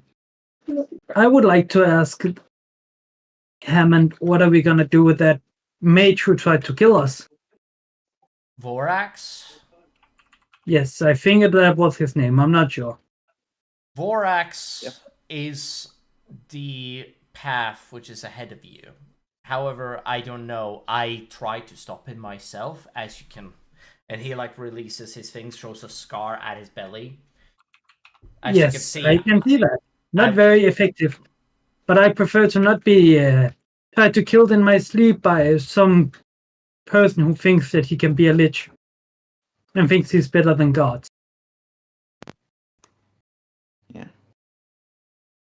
But as I said, an army. What is the likelihood that you'll be able to unify the armies of Asharon together in order to fight for a common cause? The Drow and the Mulhelvi? Hell no. I mean, I do don't gotta think so. say, I mean, we can try everyone, but it's probably not gonna happen.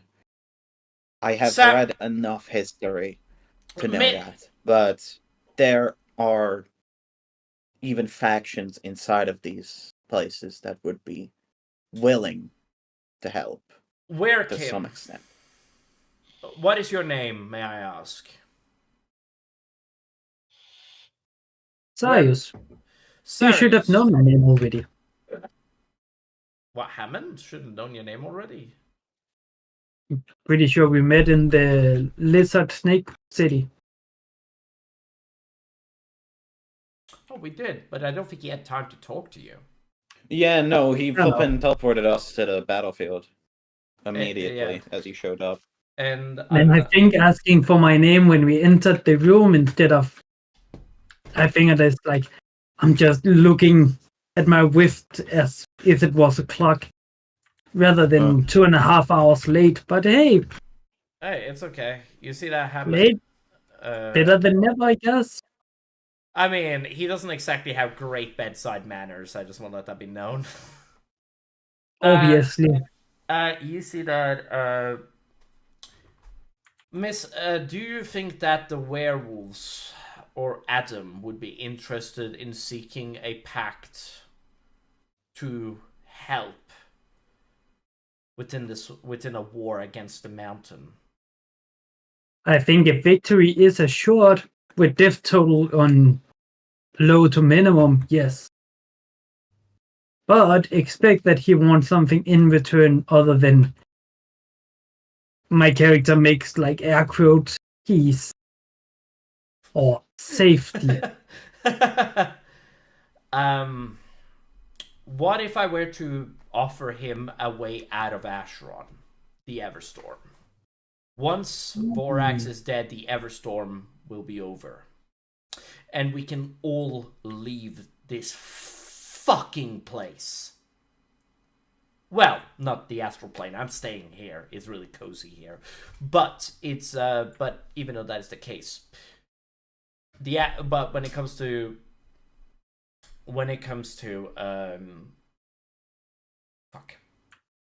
But Adam, if I were to offer him the chance to be able to leave this fucking place, what do you think he would say? I would believe that I know Adam quite well, even though I'm not his spokesperson and he has his own opinions. But I think that would be a reminiscing yes.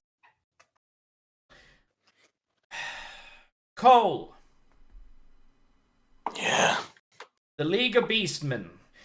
Or the, as I believe you call it, the Ashes. The order that you're a part of.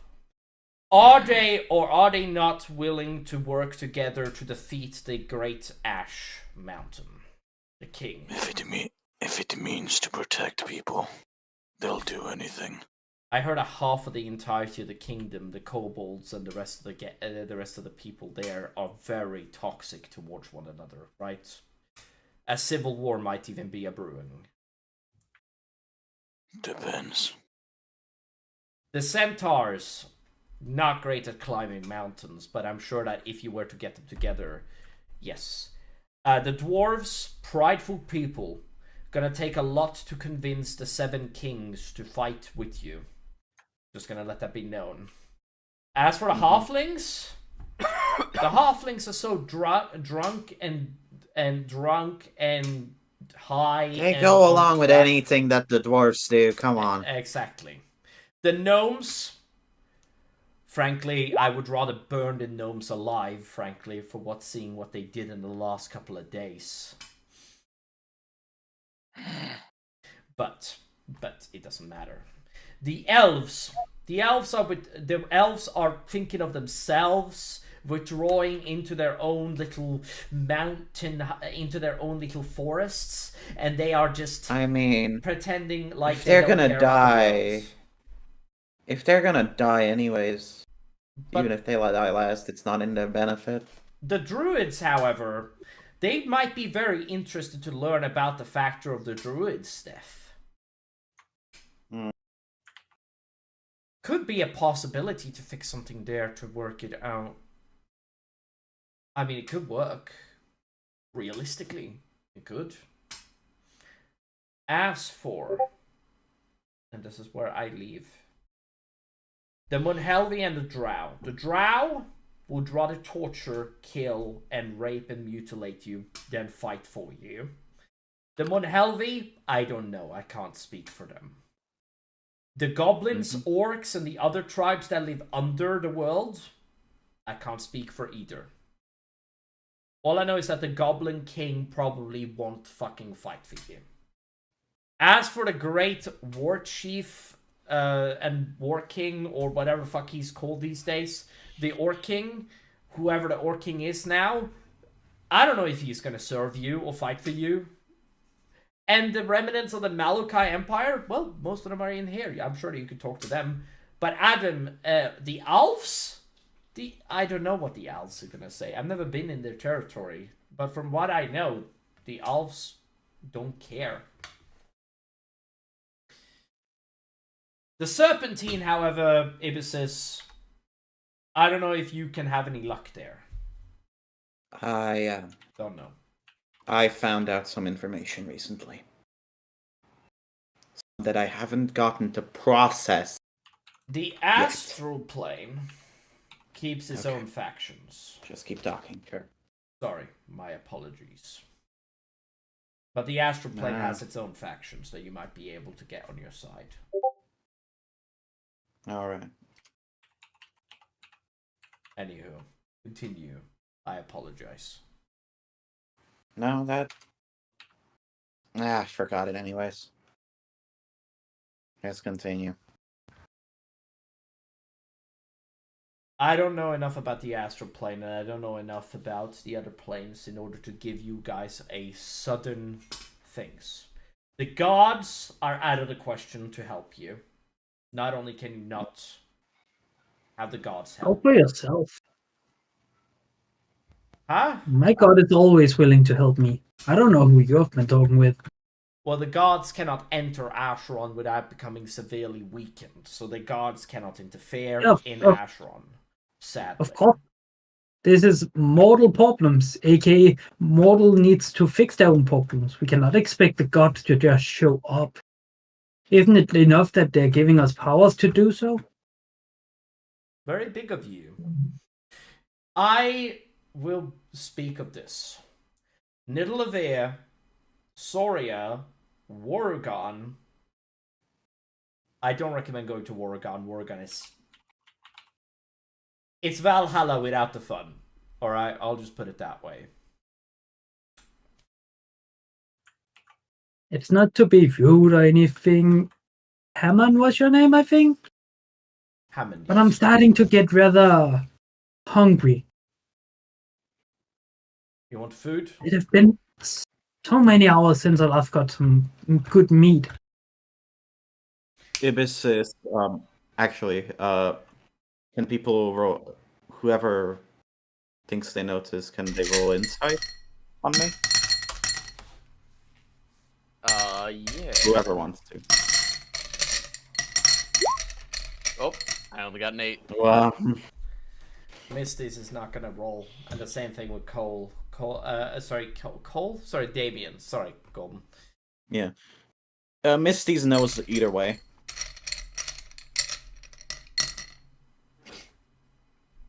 Yeah. Okay. That's fine. Probably. Anywho, it's but as we start, Misty's. Oh no. See that? Well, if there's nothing else, Drift, I need you to show them to the God chosen that you found. All right, this way. You guys turn and around. as we're walking, I'll kind of hold out my box of cigarettes again. Anybody want another one? Misty's is just like, oh, I'll take one.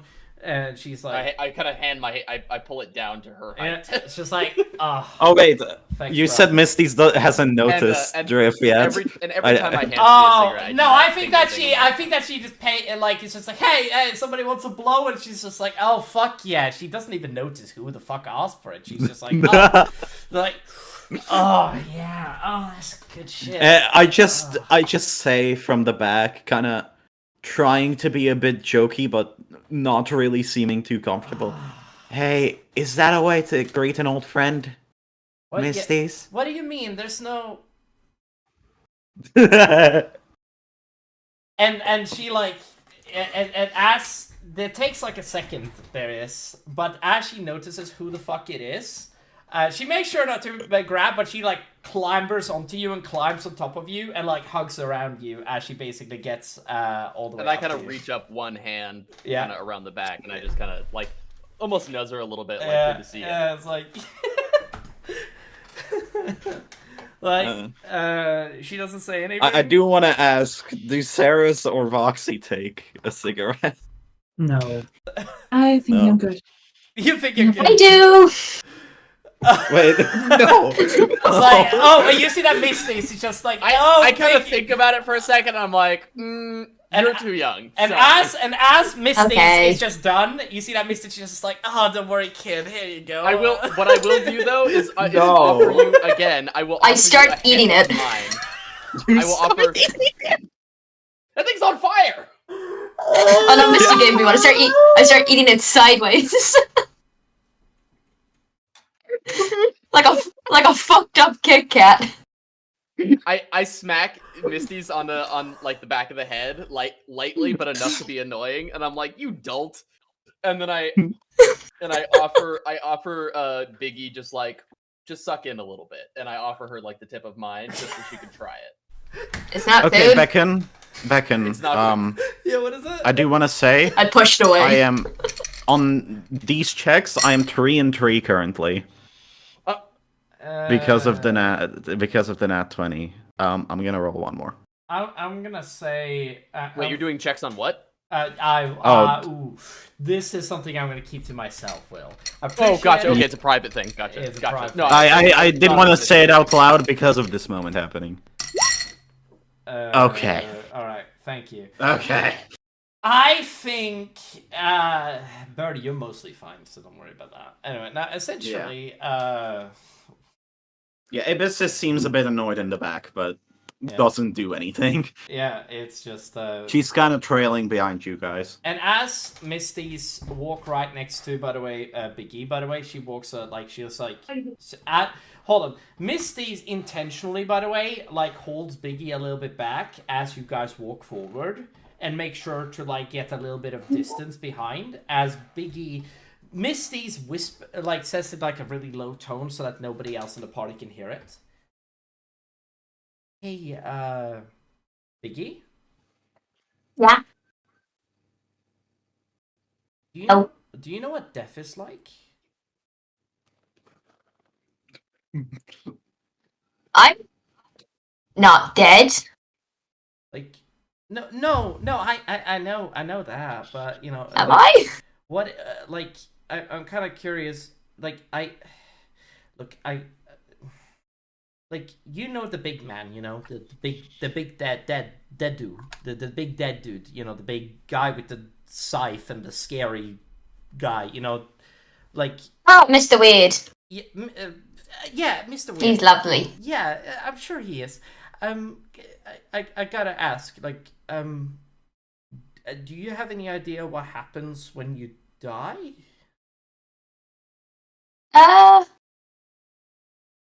Depends. Not everyone stays dead.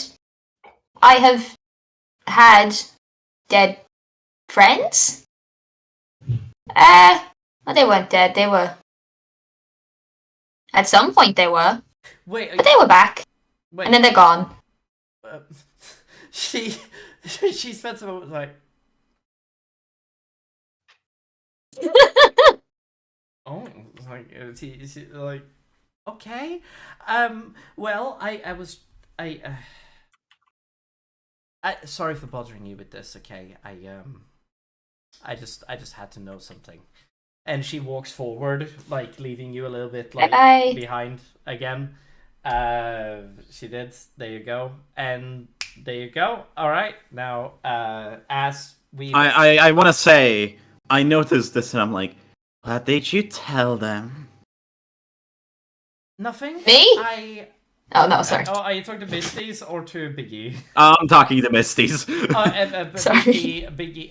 Misties looks up at you, and she's like, a tear comes down her eye for a second. And she, nothing. I just want to. I look surprised as the tear comes down. Yeah. She immediately like make sure that it's I'm actually tempted to like reference Fantasy High, like he punches himself in the face. But No. it's I don't know. Hey, get up. Oh. And I just point at my shoulders. Yeah, it's Get just up. and she climbs on top of you, and she like looks at you. She does yeah.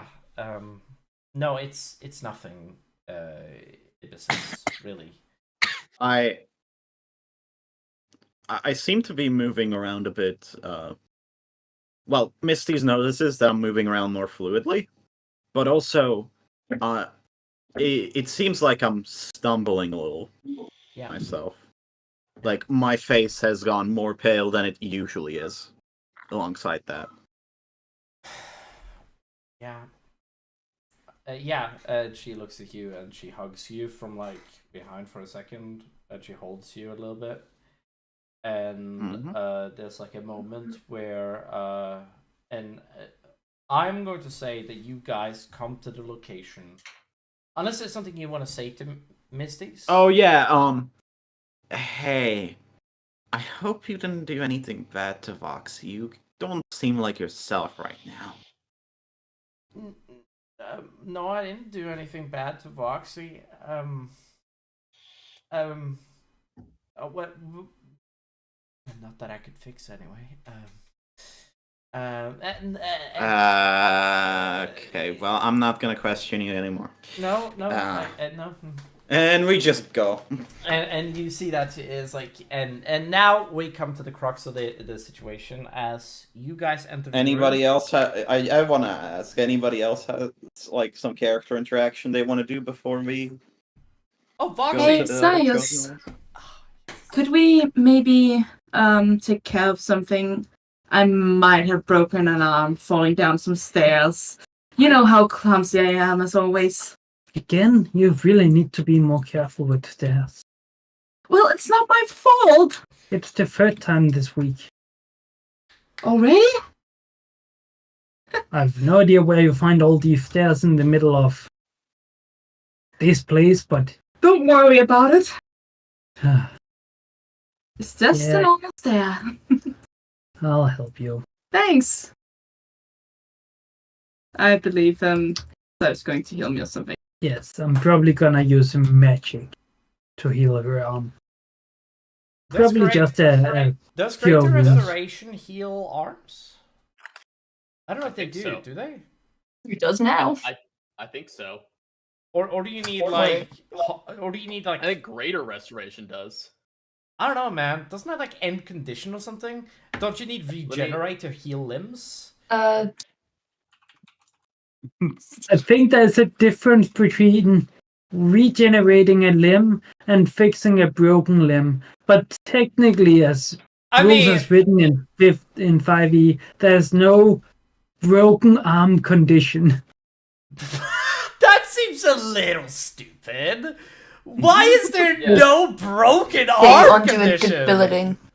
You want to do a debilitating effect. For having broken limbs. Oh yeah. You want to do a debilitating effect, so that would count. Having a broken arm is pretty debilitating. I'll allow a Greater Restoration spell to be able to do it. That's not a problem. By the way, what I sent you, Beacon, is not something for the session. I just it would be, Eric, you are correct. It would be regeneration that would heal body parts, like severed limbs, broken limbs. Yeah, she hasn't severed her limb. She just has a broken arm. But but I will count Greater Restoration or Heal. Isn't that what the spell is called? Heal? The fixed level spell? The 6th level spell, yeah. I'll allow it if you want to Yeah, use sure. the 6th level, yeah. I mean, if you have 6th level left. Also, by the way, everybody, just so you know, I changed the spell point system. If I haven't updated it on your character sheet, please tell me. I'm just begging you to tell me if I haven't done it. But if you look on your spells and see the spell points have changed, there's a reason for that. Anyway, now, essentially, let me continue. You guys... Drift doesn't even have any spell points, but that's fine. I need to fix that. I apologize. I'll do that later. It is what it is. Yeah, it is what it is. Anyway, you guys exit the door, and I am... Well, first of all, this is like a moment, like, you guys walk down an endless hallway because, like, the door clearly knows that there's, like, some sort of, like, a struggle and that some emotions need to get out. So the school seems to be alive in some sense at times, because sometimes it, like, responds to your emotions and they knew that you needed to talk about something. So you open the door, end up in an endless hallway until you guys figured out those emotions, and then they open the door again for you so that you guys are where Drift wanted to be at. A little bit of an emotional school, I guess you could say. Anyway, it's as you guys will... Hold on. You guys exit the door. I'm gonna say that they are still in the school, and as you open the door... hold on. Yeah, I'm gonna say that they're in the school. And... Will, you can get your cute little woman inside of this channel. Okay. When you're ready. Baby. It's time. Well, it's time. Should I... Does that mean both are entering? Both are entering? Yes. There are 2 characters entering, yes? One is... yeah, but all the characters are in one room. That's the thing, that's the idea. Like, so, like, it's... Okay. It's I mean, next there's one other person with her, right? Yes, correct. Okay. With Naya's character, there's an additional character. Yeah, you're right. Just checking. No, it's all good, brother. It's all good.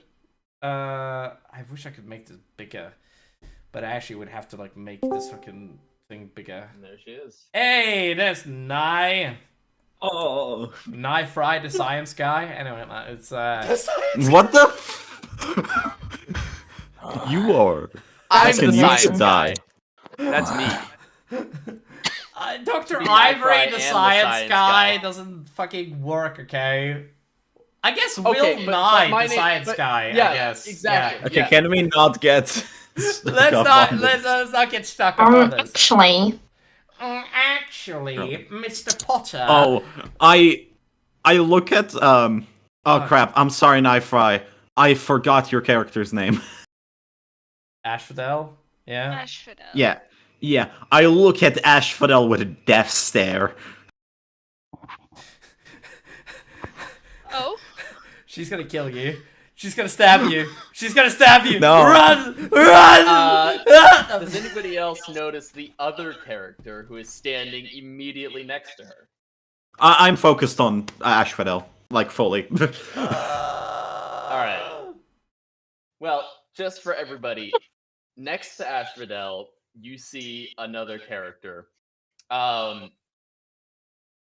This guy is not necessarily, like, extraordinarily large, but might be one of the taller characters in the group.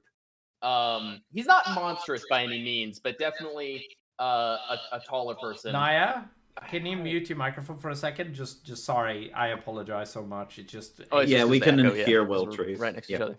I'll just actually move my microphone closer so I'm... so you can hear both. Yeah, So- that's brilliant.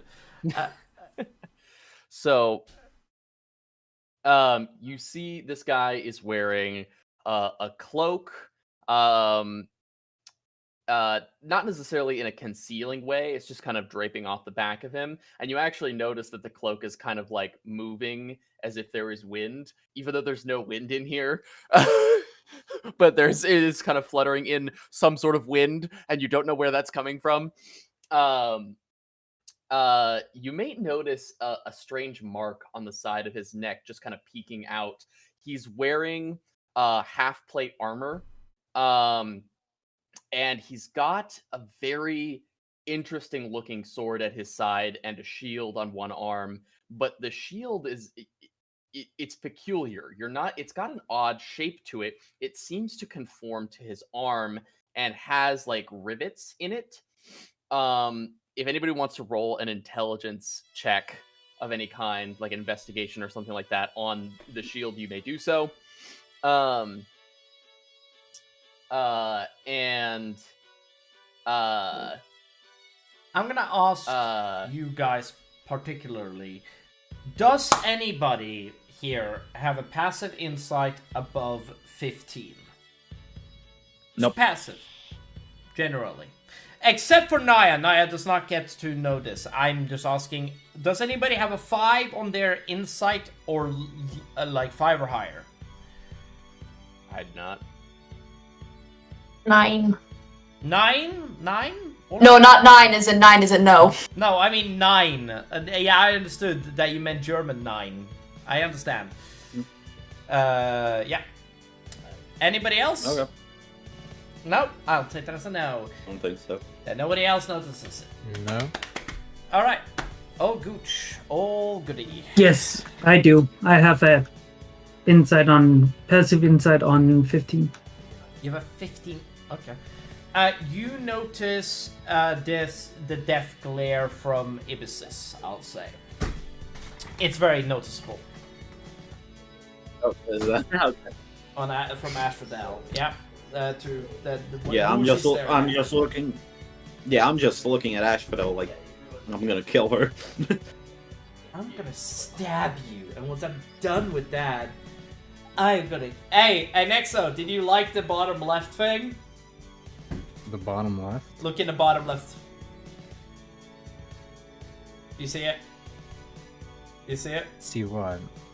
Look at my name Beckons. and the image. Yeah. Next, I want to ask, how familiar is your character and my character? Loosely familiar? Just met today? I don't know. That's we haven't talked about it. We literally never talked about it. We're making it up right now. Do you want to? We're slightly familiar, acquaintances. I'd say recently traveled together. Okay, cool. So we're standing like the three of us are standing together. Yeah. How tall is your character? He's like roughly around 6 feet, maybe. Yeah, it's roughly. Alright, so I'm taller than you. Okay, yeah. So you're the tallest character. Yep.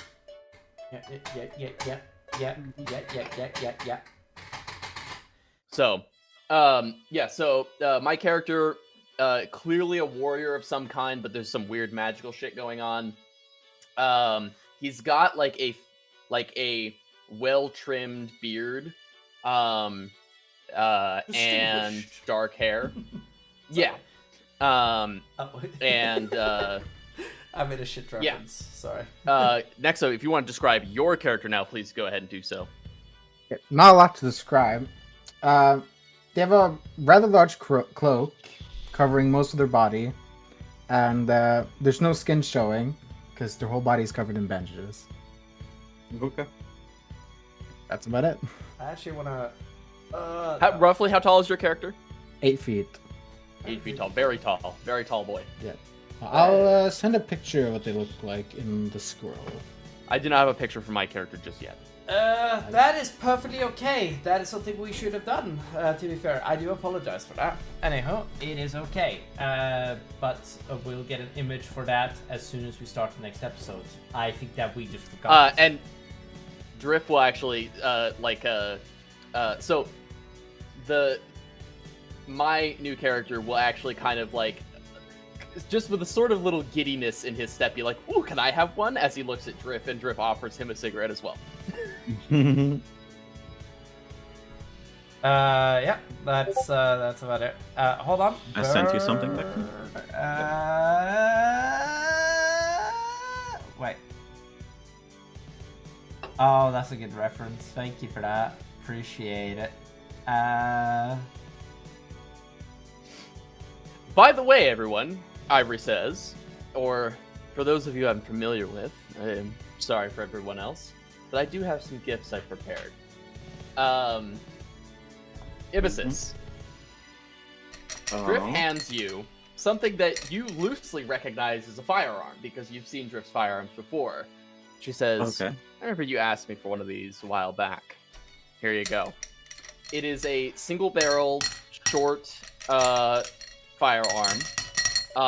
It's got a single barrel, but it's got multiple chambers in it. Okay. And I will basically describe it to you as a sawed-off shotgun, basically. Okay. I'll give you the stats for it later. But yeah, and it has basically... Is it like heavy? I gotta ask. It's not super heavy. It is, and I said it's got like multiple chambers in it. The way it works is it can only hold one shot at a time, but basically the ignition of the weapon can change its element. Bear? Okay. I'm actually going to describe something to you really quick. Bear, are you present? Yeah. You notice that something comes up behind you, and you notice that Titan, Scar's sword, appears in front of you, hovering over around you, just moved in front of you. It does. Why? Why are you doing this to me? After loosely describing how the weapon works to Ibisis, Yeah. Go on. Ivory now walks over to Cole and hands. Also, him I two do not say a bracers. thank you. I just look at it. Yeah, I kind of just tap you on the shoulder as I walk off to Golden. Golden, I hand you 2 bracers, and these are gifts that Drift made. She built these for you guys. Mm-hmm. She hands you these bracers, right? And you can see there are runes on the bracers, and she describes to you that when using the bracers, you can actually inflict additional elemental damage with the bracers. They do have to be recharged. But yeah. Can it be used? Can key be used on these? That is for Eric to decide at a later point. We will decide that next time, and I want to talk to you about this for sure. They're basically they're designed to work with unarmed fighting, and they just kind of allow for a burst of magical energy to be emitted from them when you strike. Elemental damage. So you can actually, it's got each one has a dial on it, so you can change the element. Right. Yeah. So they're all magical elements. So I'll it's help like you set it up. fire, lightning. Yeah, it's like fire, lightning, force, etc. Okay. I slowly bow down as in a of appreciation. Drift attempts to mimic it. You can decide how well she does so. Okay. This music is perfect. Naya, I appreciate the music. You should know that. Yeah, Naya's the one actually making all the music that Yeah. Eric's been using. Well, recently, yes. We should say the season finale for sure. Yeah, recently. Yeah. Okay. There we go. All right. So- anything else? Titan is just flying in front of. Titan is flying in front of Biggie. Wherever Biggie tries to move left or right, Titan follows. I hate you. You can't escape it. It does not let you leave. You just whoop. Biggie tries to like reach out his hand and just kind of like touch it with his finger to see if he can like. Where do you touch it? I don't know. The finger, the blade, or do you touch the? Is it facing like flat towards me or like blade edge Flat. towards me? Flat. Yeah, I just touched like The blade. like Alright. yeah. Not the handle, fair enough. You touch the blade and you hear a ding sound reverberate off of the sword as you touch it. Like there's like sort of like a hymn coming off of the blade Like a itself. harmonizing coming off of it. Yeah. Like you don't snap your finger at it or anything, it's just like him, it just makes like a very like when you touch it, it just does that. Like a And tuning as fork. you do it, as you touch the blade, it forcefully attunes itself to you. it does. Wait. The As- child is getting a sword, as well as a scythe. As the sword attunes to you, it goes from being super tall as fuck to being super small. You do, and you start to hear a voice inside of your head. Small child, Hello? do you hear me? You're Small cutting out. child, No, respond no. to me. Yeah! And I'm just kind of frantically looking around. Good! You now hear me! The voice of Titan, the great sword of the demon slayers, and the great dragon killer of the Hello, Titan! It Hi, is, Biggie! it is wonderful to meet you, okay? It's nice to meet you too! And I start I screaming back. served the great Do warrior. you all look back? You just It's like scream. Biggie being really loud. Yeah, Biggie would be really loud. And you see that's like for anybody. Schizophrenic Biggie. For anybody who wants to roll perception on Naya, on Asphodel, and then anybody who wants to roll any sort of intelligence-based check, like investigation or whatever, on my shield, go ahead and do so. I'll give you just a tad bit more. Does me having a death stare on Asphodel make me roll the... Bird gets advantage! I'm just saying, she deserves Yeah. it! Asphodel is giving you a death stare back, by the way. She's not breaking eye contact. I'm not blinking, by the way. Yeah, it's great. Is it perception? Did we just enter a staring contest? Oh yeah, we did. Roll is for it staring perception? contest. No! Roll for, no! roll for, No! roll for I initiative. refuse. I refuse. You draw swords! Ah! Natural 19. It's like What are your eyes, AC? perception. Okay, what do you notice? Bird, you rolled it to me, by the way. Just want to let you know. Oh, sorry. She rolled a natural So 19. she rolled a 19. Yes. I rolled so an you'll actually 18 notice because that I have a -1. Asphodel is actually wielding a rifle very similar to what you've seen Drift use, although it's got an odd attachment on the barrel that is just a tad bit wider than the barrel that you've seen Drift use on hers. And it also has an attachment on the top of it.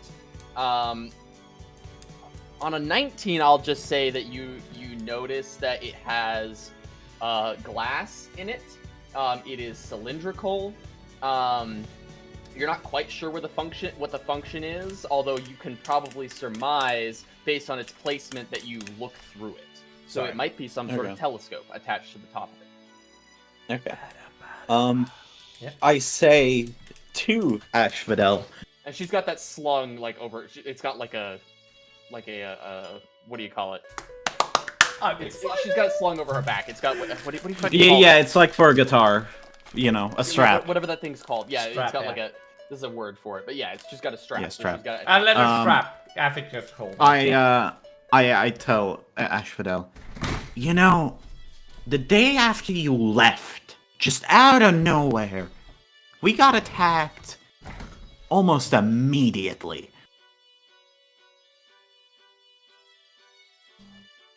That is most unfortunate. But I don't see what that has to do with me. Okay. Avis just kind of stops having the death stare at you, just kind of looking over the others now. Does that mean I win? Shut up. The character with the shield leans over and says, "I think you won."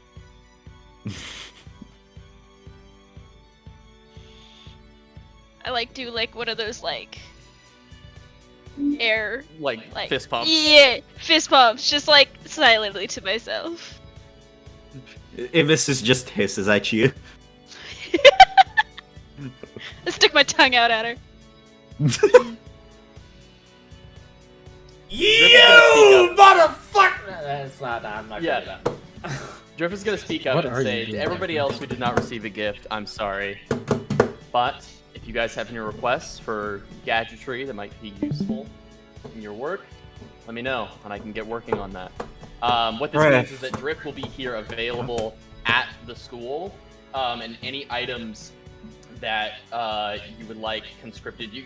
Generally speaking, you can get one item from Drift, but you'll have to consult me, but mostly Eric, about the item that you want Drift to build for you. I won't allow anything to overpower, but we can discuss items that are reasonable. I'll put it that way. Yeah. I do want to say Yeah, when continue. do you say like Drift in character that Drift is we can come to her to get Yes.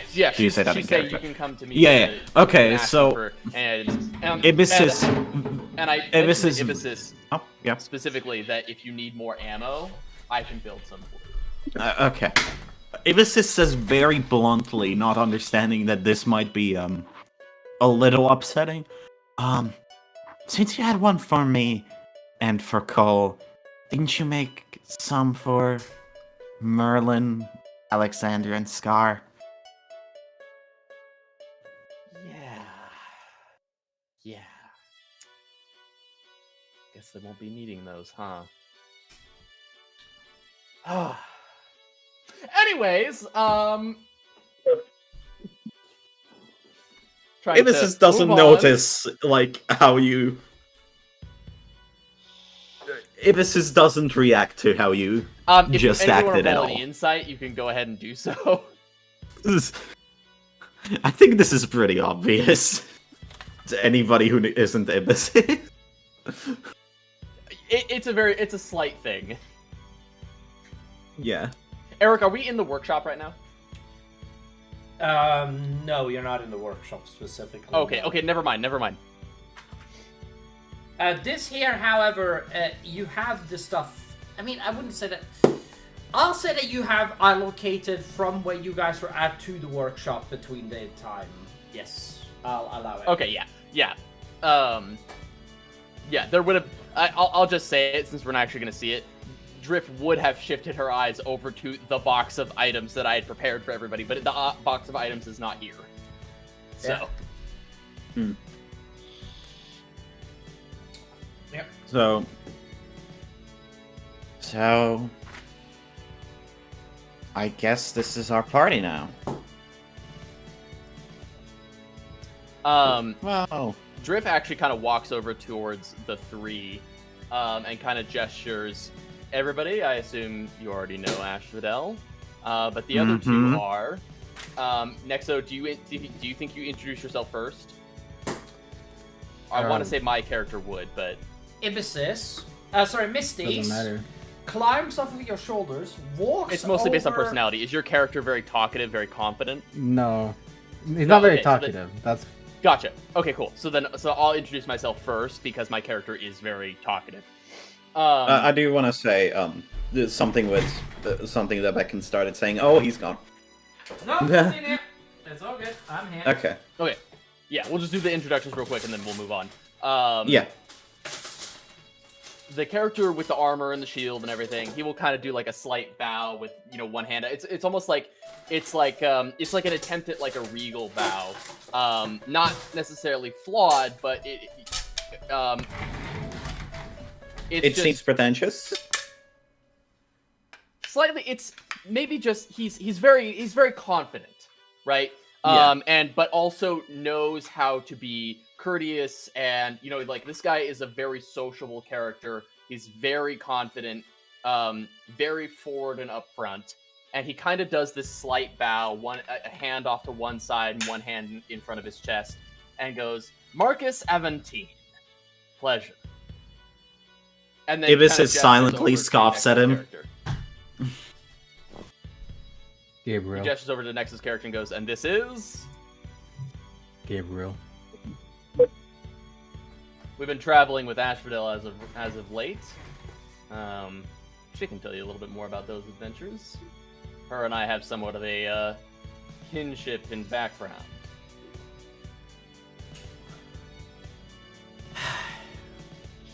Okay. Oh, and he kind of gives a bit of a smolder over to Asphodel. Yeah, that's okay, Golden. How does Don't worry about it. respond to that? Asphodel rolls her eyes and kind of gives like a scoff, like a.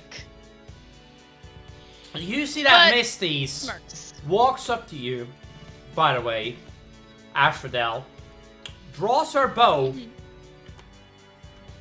aims at you straight in your face, and screams, "Where did you go?" And you see an arrow made of pure dragon fire aimed right at your skull.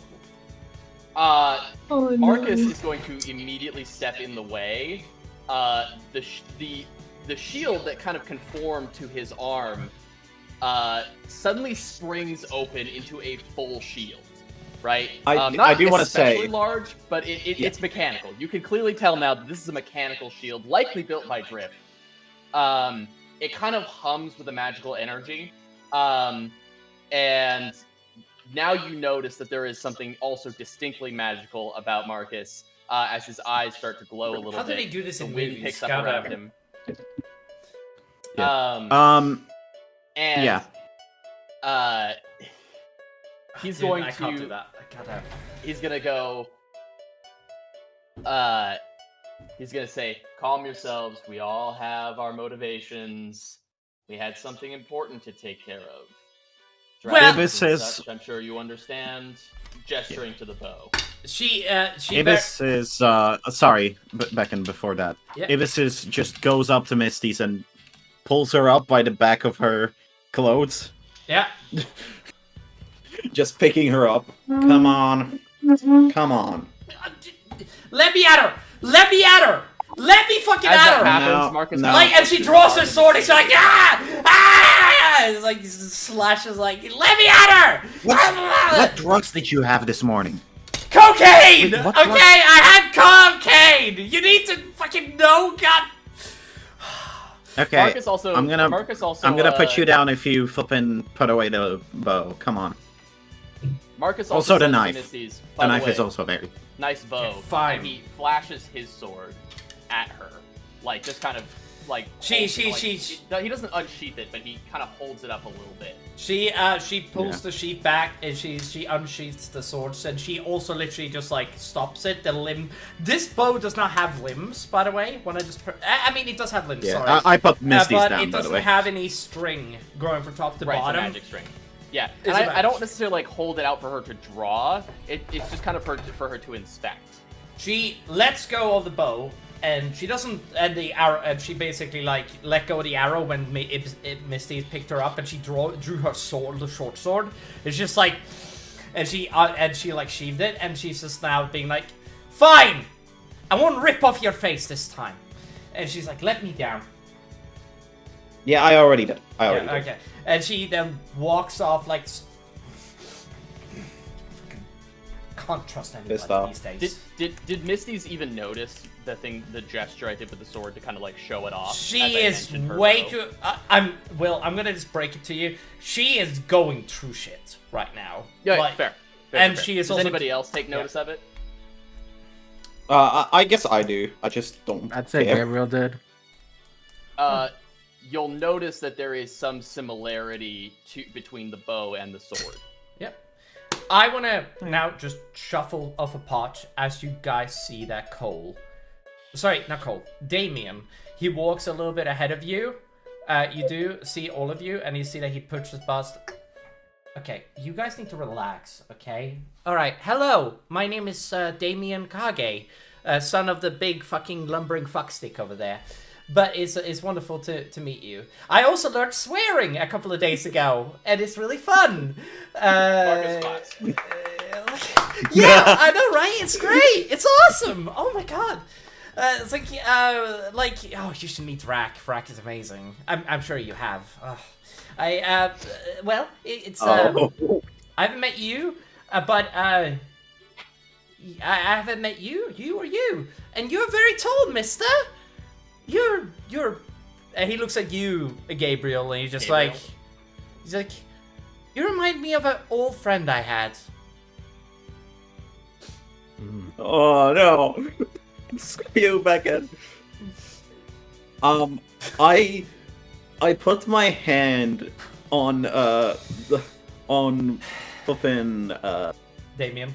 Biggie's back, Oh, Biggie. and I gesture for Biggie to go towards Damien. It's like, yep. Bear, did you hear me? Bear? Yeah. Awkward, very robotic movements, like, towards him. Hello. Hi. Sorry, I'm imagining. Hello, Damien, small bird. No, it's... Small Cole. That's right, we haven't met. Hey, Miss... I think we have met before, I'm pretty sure. Have Wait, we? have you? Have they? I don't know. I'm pretty sure they I met, don't like, think so. briefly. Is this Damien? Damien Kage, yeah. Yeah. Yeah, we met briefly. Like, Oh, yeah. really Oh, It's like- okay. shortly. Nice to see you again, Biggie. You know, big man. You still tall, huh? Yes. Oh, it's cool. Massive. Fucking awesome, dude. Like, it's like it's awesome. You, too, are a respectable height. Oh, I know, right? And he unfurls his wings for a second. He's just like, yeah, of course I am. I'm freaking awesome, dude. It's like, I'm really cool. Like, yeah, you know. I have a teacher that recently taught me how to, you know, glide, which was really cool. I didn't actually understand gliding until now, which is really interesting. So, it's really dope. I'm like, the teachers here are awesome. Okay, they teach you so many good shit. I've already learned how to snap someone's neck clean. Like, Show me. Do it to me. All right. No. All right. So he's like, and he goes I behind pull Biggie. He's Biggie just away. like, okay. You pull Biggie. Golden, I know you cannot speak, but I do want you to write the reaction to this because that is a very I know how funny to scene. break someone's neck. Biggie is a visual learner. By the way, I just want to like put it this way: my uncle stabbed his my other uncle in the knee when they were kids. So I'm kind of trying to simulate like that he's a kid and he kind of don't understand Yeah, Golden. the severity. Flippin' Damien was just talking about how he learned how to swear and snap people's necks. Like, yeah, like... Golden is gonna have a fit. I'm gonna go and get soda.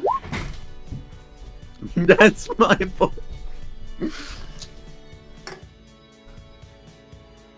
That's my boy. That's my boy! No, my boy! No, my boy! Alright. What'd you say? Father Hell. Father Hal! Mother! Don't make me spit up my drink. Goddamn. Anyway, now... Alright, so... what I might do you- need to deal with Misty's. I do gotta say, I apologize for that if you do not mind me going, although I've kind of been the leader of this group for a bit, but Misty's... frankly, Misty's I do has not left want the room. that goddamn title. By the way, Misty's left the room. Yeah, I'm saying that I might leave because to get Misty's. Yep. Now, I want to just put it this way. Damien is like, okay, so, I'm not going to be coming with you guys because my brother will kill me if I come with you guys. So, I think I'm going to stay here until I grow up, as he says. And You he can loo- snap his neck. And he looks at he looks at Cole. Oh, we'd like. He knows that I'm good and strong enough, but I can't go with. So it's just, he knows that I'm stronger than most of you, and I could probably kill most of you on my own. So it's just, but can't come with. Cause fuck him, right? This is. I mean, we can ask Hammond to set up a tournament in the school.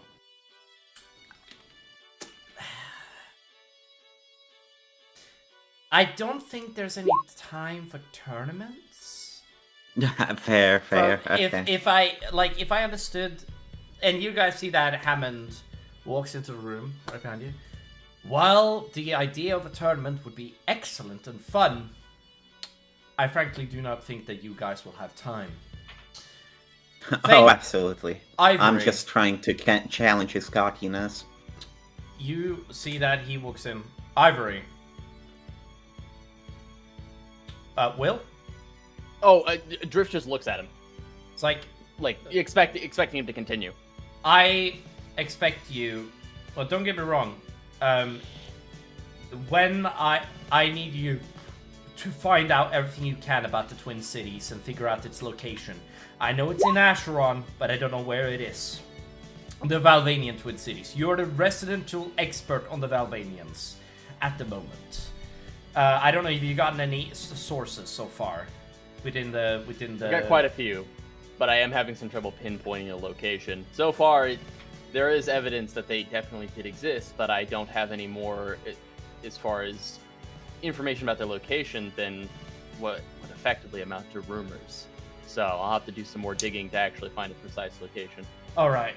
I do want to say in the D&D chat, Golden wrote his response to Damien. Not going to lie, you might be strong, but not that strong. You ain't that strong. You're not that guy. Bro, like, come on. To be fair, Golden, this is probably like... To his brother. To be fair, Golden, I would probably give you a tip here and say that, hey, you know, Ordicus died, and he was like the strongest ever. You know, you could do that, for example. That's just me giving a tip. Do whatever you want, though. Like, he's one of the strongest fucking people in the world. He killed dragons single-handedly, and a child killed him. Hi-ho! Hi-ho! I still can't believe that Big E fucking pulled that kill. That is insane to me still. First kill in combat. First kill in combat. Fuck you, Bear. Killing the first kill. You killed the most strongest creature to ever human to ever exist. It's like I killed myself and then I killed him. Yeah, that's pretty accurate. To be fair, killing yourself was not in combat, it was just killing yourself. Anyway, it's anyway. You see that as you see that Misty's sorry. You see that Hammond, then that's out. The Valvanian Twin Cities I will leave to you. However, the rest of you, all you need to do, and he throws every one of you he throws you back onto the floor, and he says that is all sending stones for each and every one of you. If any one of you wishes to come back to this spot ever, contact me. Now they will only work with me, but if you want to come back to Hammond's, you just need to tell me and contact me. Thank you. Keep in mind. I will now be heading to get to Misty's, and I scurry off. You scurry off. I'm going to say what now happens, Bird.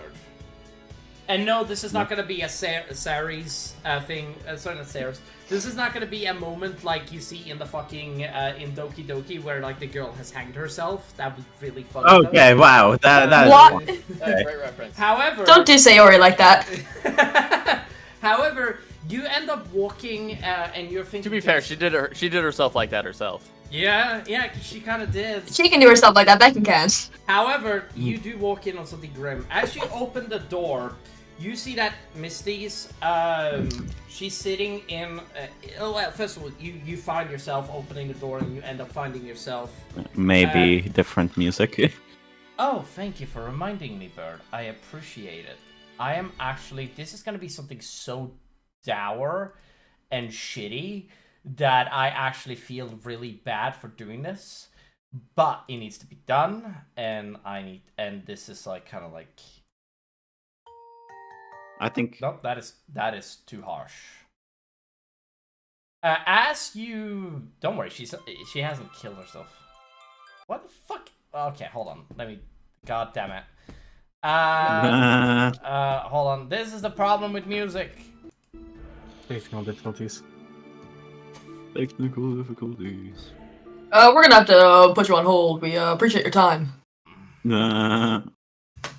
Please stay on the line. Hold on. Let me just. We need to find the right music. Let's just not have music at all. Yeah, fuck it. I mean, I could put on the main villain song, but I don't think that would be appropriate for the situation. Fuck it, we ball.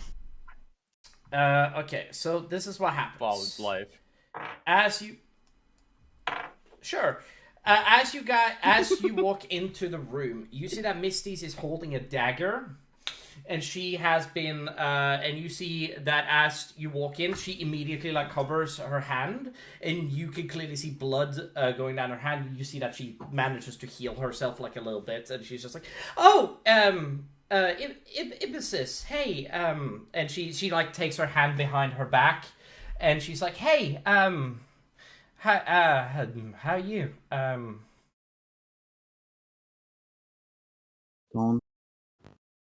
Don't do this to me. Do what? You know I know something's going on. No, you don't. No, you don't. No, you Frankly, don't. you know me for long enough to know that I know something's going on. She keeps like, Don't try to work your way around this. Her eyes darts around the room, like trying to like. It seems like she's like kind of being like scatterbrainy, and she's like,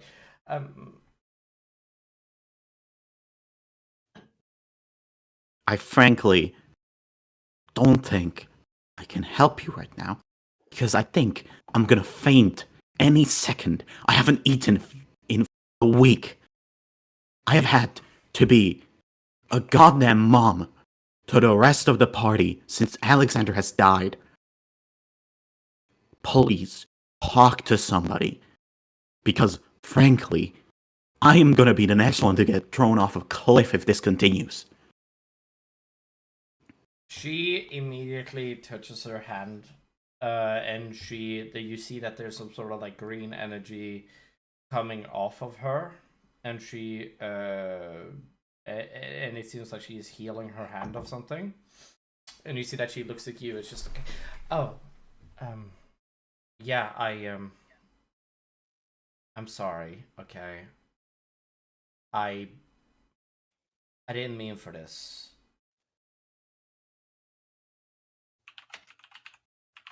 And she looks down for a second, and she meets your eyes. Right.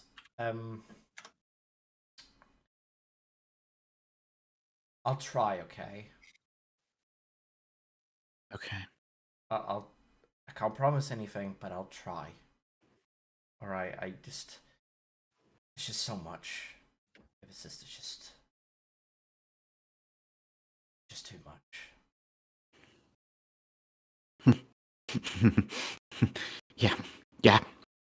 Yeah. She then takes your hand and walks you out of the room. She does. And you see that Hammond sees you guys, like, she pulls you back into the room. She does. And Misty pulls you back into the room. And then Hammond is like, alright, it's nice to see that you are all back. Well, what is your decision? Where do you wish to go? Oh crap. I can send you anywhere. Well, I can't send you anywhere. My power is significantly sapped. If you wish to, you can wait here at night, sleep it off, and you can go somewhere else. However, I think I think we need at least a day to recover from everything that's happened. Yeah, that's an understatement. What happened to you guys? Davian says. He looks at all of Well, Cole, do you want to say? Where's Merlin, by the way? I immediately punch a wall. Just as soon as that comes out, I punch a wall. I run up, I try and vaguely find Nier, and I just go, he's dead. But, like, quietly. You run up to Damien, and you just say, he's dead. He's I like underground, bitch. He's No, I like cup my hands to like try and whisper, but birds don't really have obvious ears. He's dead. Well, you can still say it, Cole, in character. Oh no, I'm so sorry! To be fair, the fact that a child run up to another child and scream in his ear, "He's dead! He's dead, motherfucker!" That is like, yeah, it just fucking makes me laugh. I'm sorry. I'll do it, Cole, if you want. Oh, sorry, Cole, I'm sorry, it didn't happen. We're retconning it. It didn't happen. Okay, No. Fine, we'll It could have happened, but like Golden can still say it in his Golden way. doesn't have a lot of moments right now, so I think that it's fair to give it to Golden still. Golden. Yeah. Yeah, I understand, but you can still write it. If you know. If you want to, one of us can voice act your thingamajic. I need to get water. I will be right back. All right. I am now. All right. What is the time? Oh, it's not that late. We can still go on for half an hour to just get you guys sort of like a thing. Murrlan. Merlan. Merlin. Yes, correct. Well, you're welcome, my good friend. You are very welcome. Because this is the story of the great Merlin Blightside. For you see, he was an asshole.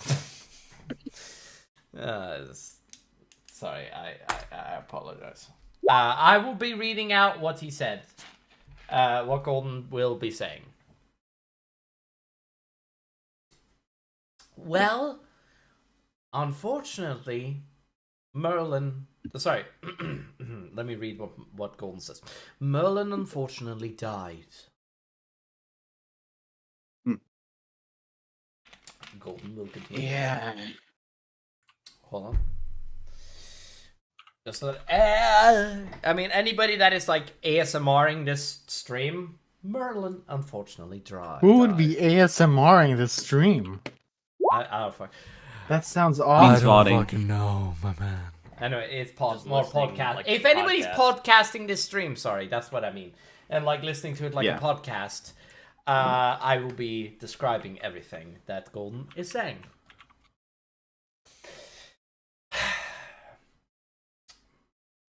He died trying to save Abyssus. Golden clenches his fists. Golden clench his fists a bit.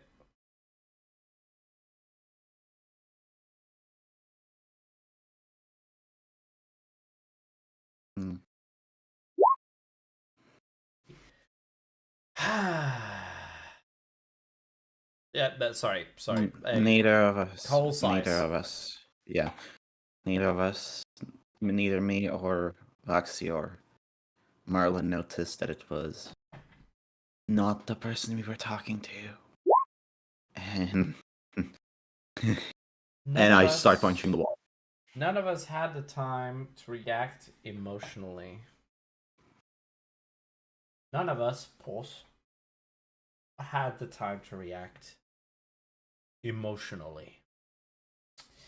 The only person that acted emotionally during that moment was probably Misty's, which Misty stepped, grappled, and stabbed at him. Which was insane. Anyway, it all happened also suddenly. Yeah, that's an understatement. Yeah. Sorry, don't need to be. Hey, Foxy, can you, if you're there... Oh, sorry, never mind, nothing. How are you guys feeling, everybody here? Not everybody answer at once. How is Foxy and Saris and Asharon feeling, and everybody? Like, I kind of want to go through the line and get everybody's opinion on how they're feeling.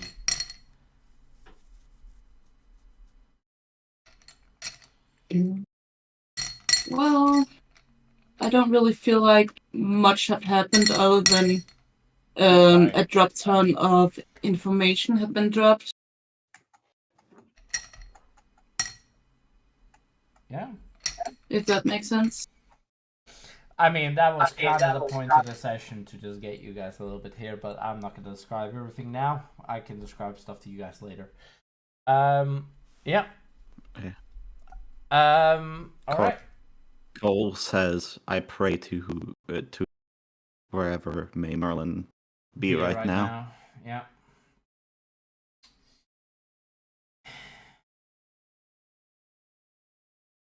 All right. Rest in peace. You see that Damien spends a second. Nothing really comes out of him, except for like he doesn't. I'm gonna say that like as a child, yeah.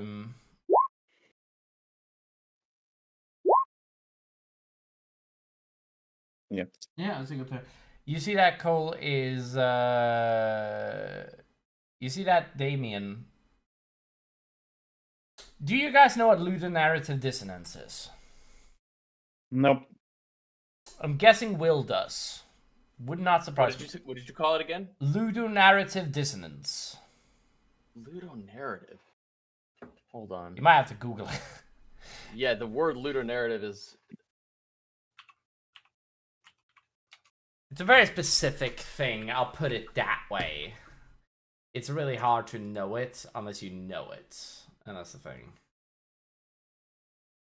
You know when a character in a video game shoots somebody in the head for the first time and they like deal like 2 seconds, they have like, oh my god, I can't believe I did that. Oh, and then they go on to yeah, shoot yeah, like yeah. 50,000 other people. That is something equivalent to the way that Damien is feeling. He doesn't know how to process death yet. That's the thing. And he has killed people before, right? But his face is like puzzling. I think it's the right term to be using for his. It's like, what the fuck does that mean? I think it's like the right term to describe his face. And he's like, and like he doesn't cry, he doesn't laugh. He's like, huh.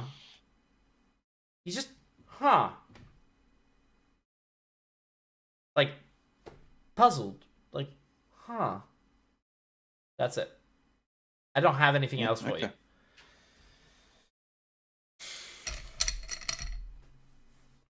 You could call it sociopathic, to be fair, but I don't think it's sociopathic. I think it's just a childhood thing. Emotionless is somebody could call it apathetic, I suppose you could call it as well. But I just pay it off as being a child. I mean, for example, Biggie isn't exactly distraught. I mean, was earlier, but you know, children have a really hard time processing death. Saris, did you want to say something earlier? I'm sorry.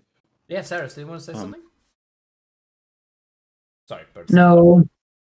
You sure? No, okay, I'm sorry. You sure? It's fine. We can take it after the session. You guys see that Hammond snaps his fingers. You guys see beds appearing. But you guys also see that Hammond spends a second. Looks at you. Yes. Feel free to stay here and sleep here. Feel free to make the room use for yourself. And if so, and try to make sure that, like, when you guys are ready to leave tomorrow, feel free to come to me. I will now leave you guys to think about where you guys want to go. Anywho, you guys have a good night, or try to. Anyway, Hammond walks out of the room, closes the door, and there you go. All right.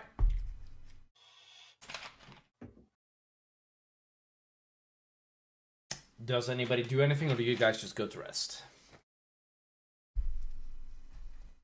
Outside of me telling Misties that I want to sleep alongside them for today, no. I may miss this. And in a second, if he just goes to bed. Yeah. Okay. So wait, are we go on. are we sleeping on the school or You're sleeping are we sleeping inside at of the the party? school, particularly, yes. Okay. You got beds this night, and then next night you guys might not be so lucky. Who knows? Anyhow, I'm just gonna ask you guys what you guys are doing for this particular situation, and then I kind of want to get like a sort of like a generalized idea where you guys want to go before the start of the next session, so that I can get a general gist of where you guys want to go. So I want to leave off this session preferably knowing where you guys want to go. So if you guys want to spend a little bit of time before you guys take a long rest to discuss what you guys' next move is, that's not a bad idea. Yeah. All right. I do kind of, yeah. I'm gonna shut up now and listen to you guys. Yeah. So what should our next move be? Well, that's a good question. Well, Marcus speaks up. I think, and Drift isn't here anymore, right? She kind of Drift can leave. Yeah, she could have left. Yeah, for sure. That's fine by me. Okay, well, Drift is just be like, well, I have some work to do. I'll keep investigating the ruins, and I'll get back to you guys with anything. I will either be here or out exploring. If you do not find me here, you can send for me. I have teleportation runes set up so that I can warp back if need be. If you need anything from me, and I look over it, if it's some like ammo maybe or whatever else it is, let me know. I'll get working on it. Otherwise, I've got work to do, and so do you. And she backs off and heads out. And then Marcus is going to step in and go, well, I think the first plan is to establish what our goal is for the immediate future. What is it we're hoping to go for? Oh no, it's just bro here. Anybody? No? Well, if there isn't really a plan on what to do, I don't mind going visiting the astral plane tomorrow. I'm curious on what that place looked like. Are we not in the astral plane right now? You're in the astral Well, plane. yeah, but exploring it a bit more, right? That's kind of... Yeah, that's what I meant. Gotcha. After all, if I can taste any unique food or you name it. I'm definitely I'm down for down. that. Never traveled the astral plane myself. I've been around many different places, as I am a mercenary by trade, but I've never been to quite such a mysterious place, so I'm definitely down with that goal. Mm. Misty's and Damien are both like sitting and talking. By the way, you guys can't hear what they're saying. Yeah, I'm just gonna say Ibis says, I frankly cannot handle anymore. I need some time for myself. You guys can decide for now. I apologize, but I cannot. Let's before we all go off on our separate directions, get at least a long-term goal going. We're out to you guys can do that, and she immediately goes being. away. No, she interrupts him, and she immediately just He grabs goes. her. I'm leaving this. No, I'm saying, as Ibis says, I'm leaving this up to you guys. And he grabs her, and he's gonna roll athletics. God damn it! Now I don't have my character sheet set up in the campaign yet. I do have my character sheet here, but it's not. I can't roll it in the campaign. So what I'm gonna do is I'm gonna roll my personal dice. Swear honesty on this one. I assume Eric trusts me here. I'm gonna roll. Unless you're not really going to attempt to resist that much, I am gonna roll athletics against you. Oh, I'm resisting. Yeah. Yeah, sure. I'll allow it. That is a 13 on the die plus 4, so that's a 17. I rolled it to GM. God damn it! I'm stupid. She got a 22. I'm gonna say that Ibis manages to leave the room. Yeah. Okay. So this is what's gonna happen. All right. Ibis leaves the room, and honestly, she leaves the room. The rest of you guys are kind of left in the wake. You hear two thoughts outside, by the way. Ibis, Misty's and Damien are having a little bit of chat in the corner, like I said. The rest of you guys are left in the aftermath of doing this. Now, essentially, I'm going to ask... Ibis, as you're leaving, you're actually going to hear something in your mind. You have a score to settle. I suggest you get in on this. Ooh, okay. You hear this in your mind. Yeah, And I'm actually going Again, to roll or- persuasion. I'm actually going to roll persuasion against you. Wait, Will, hold on. Yeah. I am gonna say Chillax here. that I kind of want to interrupt here, because as a DM, I want to I understand that you want to roll persuasion, but I want to stop it. Because, first of all, I think that this is going to be a moment that I respect the shit out of you to try to get this to work, but I want to throw a curveball here, because I think Ibis is inconsolable and needs a while. I'm just going to straight up say that for now, Ibis gets away, and don't get me wrong, I understand what you're trying to do, but unless Bird thinks that she would like to come back, I'm going to say no. He's at I'm least going still to going to say- say that in her mind. That's fair. Yeah, I'm going to say, as you say that in the mind, I'm gonna up the number of tuts to 3. Yeah. Huts? So, Thoughts. yeah. I think No, it's best to tuts. leave the Like, snake boom, alone. boom. Yeah. Yeah. All right. I understand that everybody's had a rough time. Some of you are grieving. I get that. But we have goals. We have an enemy. There is a need to plan and not be too reckless or hasty here. If we truly desire vengeance against this enemy, we should do so intelligently. We should use cunning. We should be smart about how we handle this. Make a clear set goal in our minds about how we want to tackle this issue and face our enemy. What kind of preparations need to be made? And I think all of you, having faced this enemy directly, should be the ones to speak up most. I think that he's specifically speaking to Saras, Cole, Voxy, and... Yeah, I'm kind of speaking generally to everybody in the party who actually faced Vorax. Yeah. And that channel is open to Ibisis as she walks away. So she hears that in her mind as he's speaking that aloud to everyone else. No, I'm gonna tell you something later, though. Yeah. Okay. Don't get me wrong. She will get a say later. It's just that, I get it. Yeah, she's fucked off. Yeah. Yeah. He's just kept that channel open so that she can hear that bit. Yeah. Yeah, I'm gonna DM you something. Yeah. Okay. I am going to say this now. Miss Steves walks up to you for a second and she says, "What the fuck do you know?" Sorry. No, it's okay.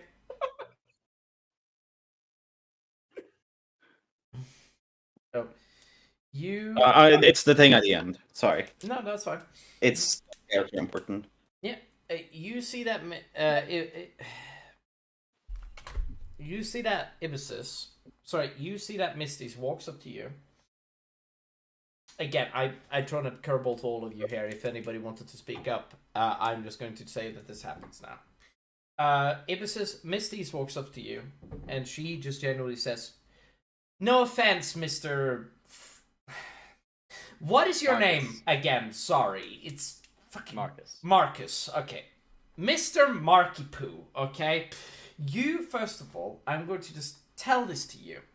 Not only do I not know you, not only do I not care for you, I don't care for your friend. Frankly, the fact that you showed up with her," and he points at Ashfordel. She points at Ashfordel.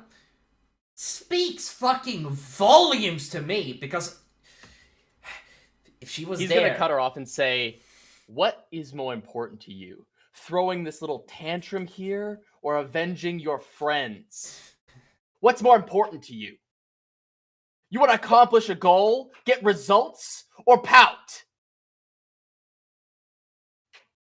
Avenging my friends. Okay? Then you wanna focus on that. You wanna know about Vorax? Fine, I'll tell Yes. He slaughtered us in less than 5 minutes. He showed up, raised the dead of an entire army, summoned a dragon, summoned meteors from the sky, and he murdered an entire city and civilization in less than 5 fucking minutes, Marcus. He has no remorse. He doesn't care. I don't even know if he thinks of us as worthy adversaries. He probably thinks of us as ants. Marcus pulls down his shirt and reveals, pulls down the collar a little bit and reveals a mark on his neck. Sort of on his shoulder / his neck. You know what this is? Would she know what this is? Roll a history. I don't. She'd have to roll a history check. I'll DM it to you, so you can decide the difficulty for yourself.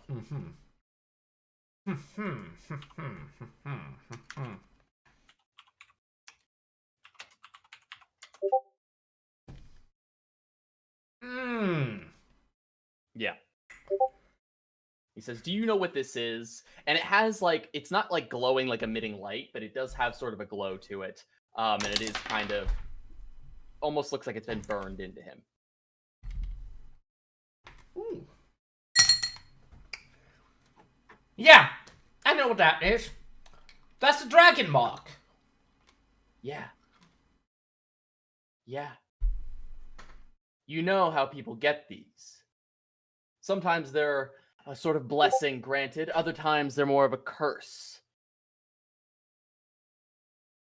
Ashfidel and I have a kinship in the sense that both of us suffered attacks by beasts of a similar nature with no regard or concern for the lives they have taken. I understand. I get you. At a young age, we both get you. So don't sit here high and mighty as if you're the only one who knows suffering, who knows pain, who knows loss. I understand very well what an indomitable force looks like. I get it. All the more why I say to know your enemy. Formulate a plan of attack before you take action. Else you'll be following your loved ones to your grave. So get your shit together and let's work together. If you want to know what she was after, her and I were out tracking down the dragon that slaughtered both of our families and villages. And you see, I was taken away from all I cared about, adopted by a mercenary band, learned how to fight, and used those skills to help others. And in the meantime was seeking out my own vengeance. Her and I had an opportunity to work towards that goal, and she decided to take it. You want to fault her for that? Go for it. I think this conversation is going nowhere. Let's try to keep our emotions out of this Marcus and think steadies rationally himself, on how to take him down. gestures to Gabriel and says, "You're right. Apologize. Became We emotional." need allies. But It's who would best- be most likely to go to first? Saris, Voxy, Cole. Do you guys know what kind of spellcaster he is? It's kind of out of my field to know what kind of spellcaster he was.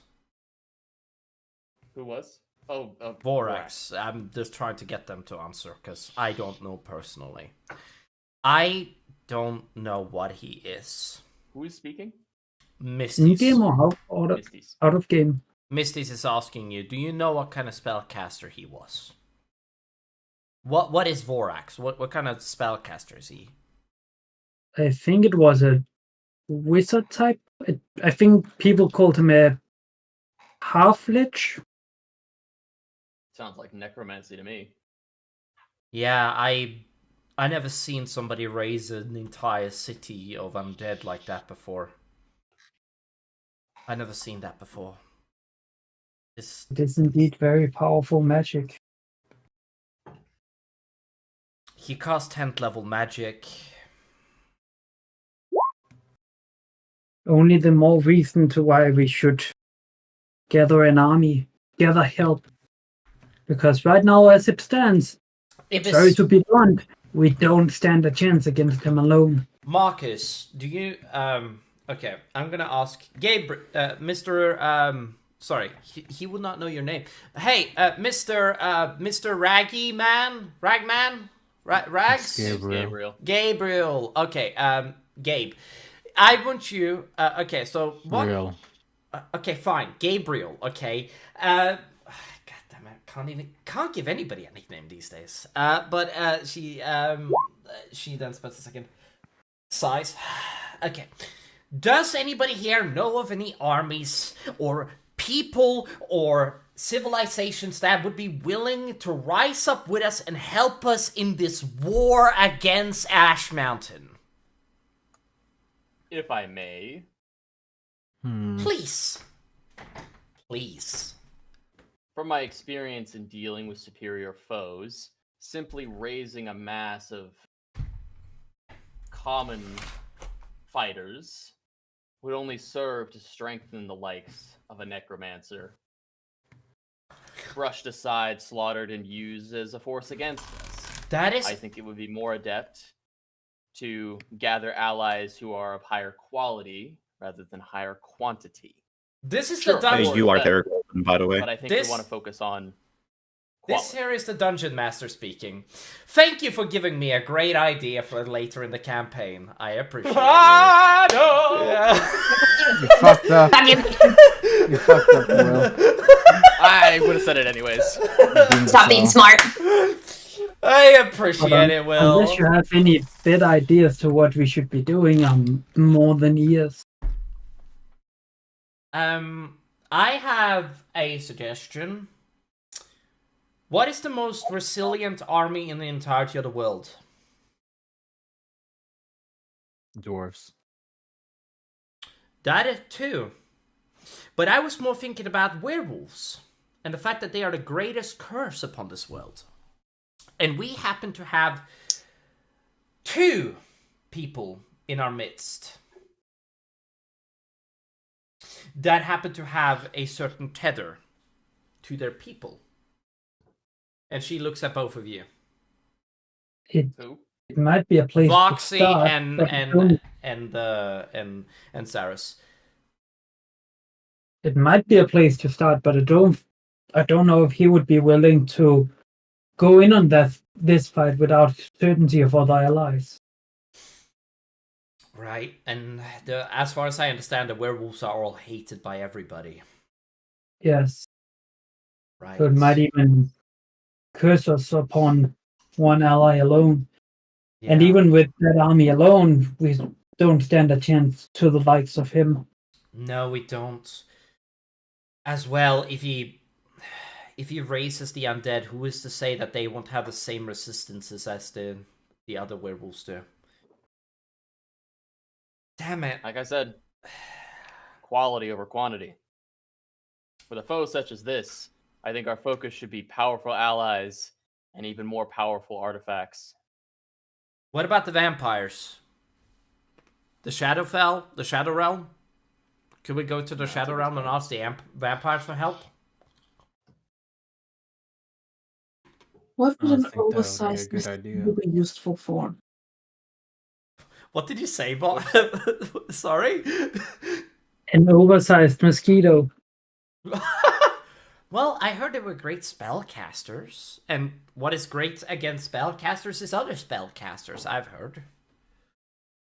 But that, In my that experience, only the best thing to use against a spellcaster is a sharp blade. Or your fists. Okay, you two think with your brains, okay? Think with your broads, okay? I put out my hand to like fist bump Gabriel. Oh, he fist bumps down a little bit too hard. You guys see that basically he's like, Misty's is like, I want you guys all okay. You guys realize that this is probably the strongest. Okay. When I looked at him, I saw Hammond. You know the guy that is able to teleport at will? The guy that is able to, mass do things, cast really powerful spells? That Hammond? I saw the same magical potency as Hammond himself. The only thing that challenged Vorax was Hammond. And from what I heard from Miss Ivory, this guy's whole plan is involving ancient technology, which she's working on.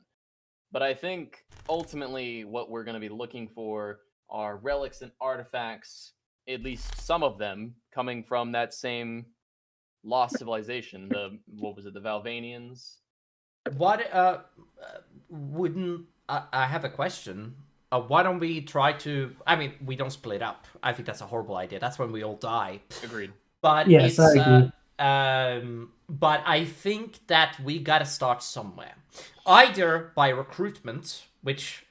do we know anything about the ship that is outside? Very little. Other than it's able to traverse the astral plane as if it were sailing the seas. I'm not I heard about that too. Myself. I heard about that too. It's... How did he do it? Do you know? Magic. I didn't really look too much into it. Probably just magic, yeah. You know what? Never mind. Okay. I want to ask, does anybody have any idea about any of the people in the astral plane or any of the other realms, like Nidlavir, like the dwarves there? Like I know a little bit about the the other realms. I know a little bit about them. Like, you don't want to go to hell, you don't want to go to Hades, you don't want to go to Oblivion, you know, you don't want to go to the Null either. Like, I know you don't want to go to those places, and you only want to travel between the branches of Yggdrasil. I know that, but even though that is the case, I don't necessarily know if we can trust other realms other than the astral.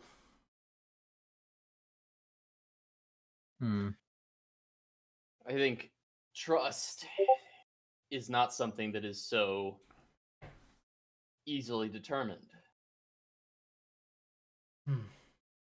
And sometimes it's not even a matter of trust. Sometimes you just have to take a leap of faith. A common enemy is good enough. The enemy of my enemy is my friend. If Vorax is as big a threat as we think he is, I don't think it would be that hard to gather allies against him. But what about afterwards? Like, won't they be our enemy again afterwards? Isn't that a problem? We'll cross that bridge when we come to it. And there's no need to gather allies amongst those who we believe are the most likely to betray us. I mean, but again, I think that we have... Well, we have Cole is clearly a part of some sort of secret ninja bullshit operation, okay? And then we have a... Which is pretty cool, by the way. I kind of wink over at Cole, like... Hold on, let's see what Golden says. Golden, what do you say? Like... I want to hear what Golden has to say.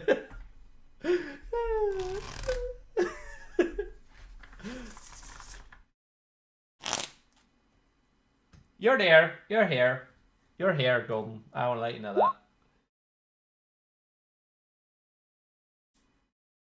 that. It's actually... Oh! You see that she's like, well, that's excellent. Okay, so what if... Okay. Alright, what if we... Okay, the elves. Does anybody here have any sort of, like, connection to the elves? Anybody? They are like the most powerful magical army ever. I kind of look over at Asphodel. Ashy? Naya? Do you have any connection to the elves? Does anybody have any connection to the elves? Naya? I may. Asphodel says that with kind of a... How do I say this? Hesitancy? Begrudging hesitancy. Okay. She admits to potentially having connections to the elves. Okay. We have connections with the Dragonborn. so we might be able to get their help. And, we have connections to the Dragonborn. We have Mordecai. Mordecai might be able to help us. And not only that, but the royal family of the Dragonborn may be willing to help us. So, we might be able to get some, an army from there. We might be able to get their connection. And with Dragonborn comes dinosaurs and fucking cool as, and with Dragonborn comes dinosaurs and cool ass contraptions such as the fire army, which is like one of the coolest things ever because they. Sorry, I know. I mean, I've got my own personal feelings about big lizards, but I'll let that aside. Sorry, my apologies. I know, but I have a couple of ideas. I was the one that said, "Hey, quality over quantity. If they're strong." I mean, I don't want to go to the kobolds. Fuck the kobolds. Kobolds are bad. Okay, I don't want to go to them. And the half dragons and the dragon that is their king. I don't want to fucking deal with them. Fuck him. But the turtles might be willing to help us. They have dragon turtles. They could be cool to have fighting with us. They have ride dragon turtles. They're pretty cool. The Leonins might. I don't know if Leon is gonna help. King Leon. I don't know if Leon is gonna help. Sadly, and I saved his daughter once. You did what? I saved his daughter. Did you get paid? Yeah. Fuck! I thought we could have called a favor. Shit. Damn it. I don't blame you for getting paid for a job you did. Okay, it's just. Gabriel, was Marcus there for that, or was that on your own? That was on his. That was something completely different, like months back. Okay. Gotcha. Okay, cool. That's a while ago. Okay, so we have connections with the werewolves, the elves. What about the dwarves? The most powerful army in the world.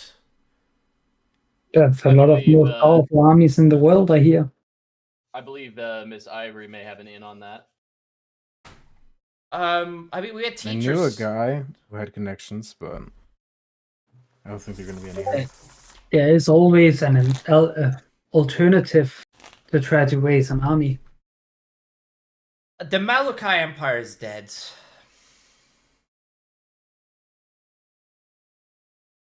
How do you feel that the werewolves have taken over the rest of the human territory, Saris? The weak can stay weak. It's not the werewolves' fault that the humans are trying to fight them. They only get what they just deserve. That's funny. I believe that, like, something akin to the factor that your people were... Well, I've heard some really disgusting things about your people. I do apologize, but somebody has to say it. Obviously. Everybody has something disgusting to say about one person or another. Well, I don't... Try to keep things... Well, Saris objective. kept us alive last, the last fight with Orcus. He was a really... And... Are you a paladin, Saris? No. Cleric. You acted very much like a paladin. Interesting. Never met a paladin that is so brash as you. No offense. Then it's good I'm not a paladin. Yeah, I guess. Well, it's, okay. So, alright, so we have connections. Okay, but the astral plane, what do we know? Does anybody here have a map of this plane? Anybody? Oh, actually, I do. Alright. He actually got this. He actually got this from Ivory, and he lays it out. Alright, I'm now gonna show you guys the map of the astral plane. I don't know if Bird can see this, but yes. That's a map, alright. That's It do be a map. Bird, have a look at the map. You know, love this map. This map is amazing. I spent a lot of time on this map. This took me 3 days. This map is amazing. Give it a link. Maybe we should consider what would happen if we don't gather any allies. Let me actually... What is our alternatives? Well, we could always assault the mountain with just all of us and see what happens. Yeah, that sounds like a mistake we can only make once. That's what I'm saying. But it's but we can get more powerful, and then we can assault the mountain. I don't know. What do you guys think? Do we know if he have any allies himself? Borax? We know Yes. he has spies inside of the governments. That's probably how he found out about us, honestly. We know he has a brother that is an actual god. That's something we know for certain. We know that he is very powerful and is a wizard, so he's not going to be a frontline fighter. Was Drift on her way to some of the ruins back on? Yes. In Yeah. Asharon? Yeah. Gotcha. Then Marcus is gonna propose, since we are going to be needing more powerful relics, and Miss Ivory is going to be needing some more materials, there is always this option up here. He points to the top right of the map. The Valvanian ruins. Oh, I see it. Oh, well, yeah. Yeah, that's not a bad idea, Marcus. That's not bad. Don't we have to... Hold on a second. Liber... I've heard of this place before, Libertalia. We can stop there on the way. Yeah, they might have some trades. I've heard of a place like this before, but I don't remember it that well. Wait, that ship!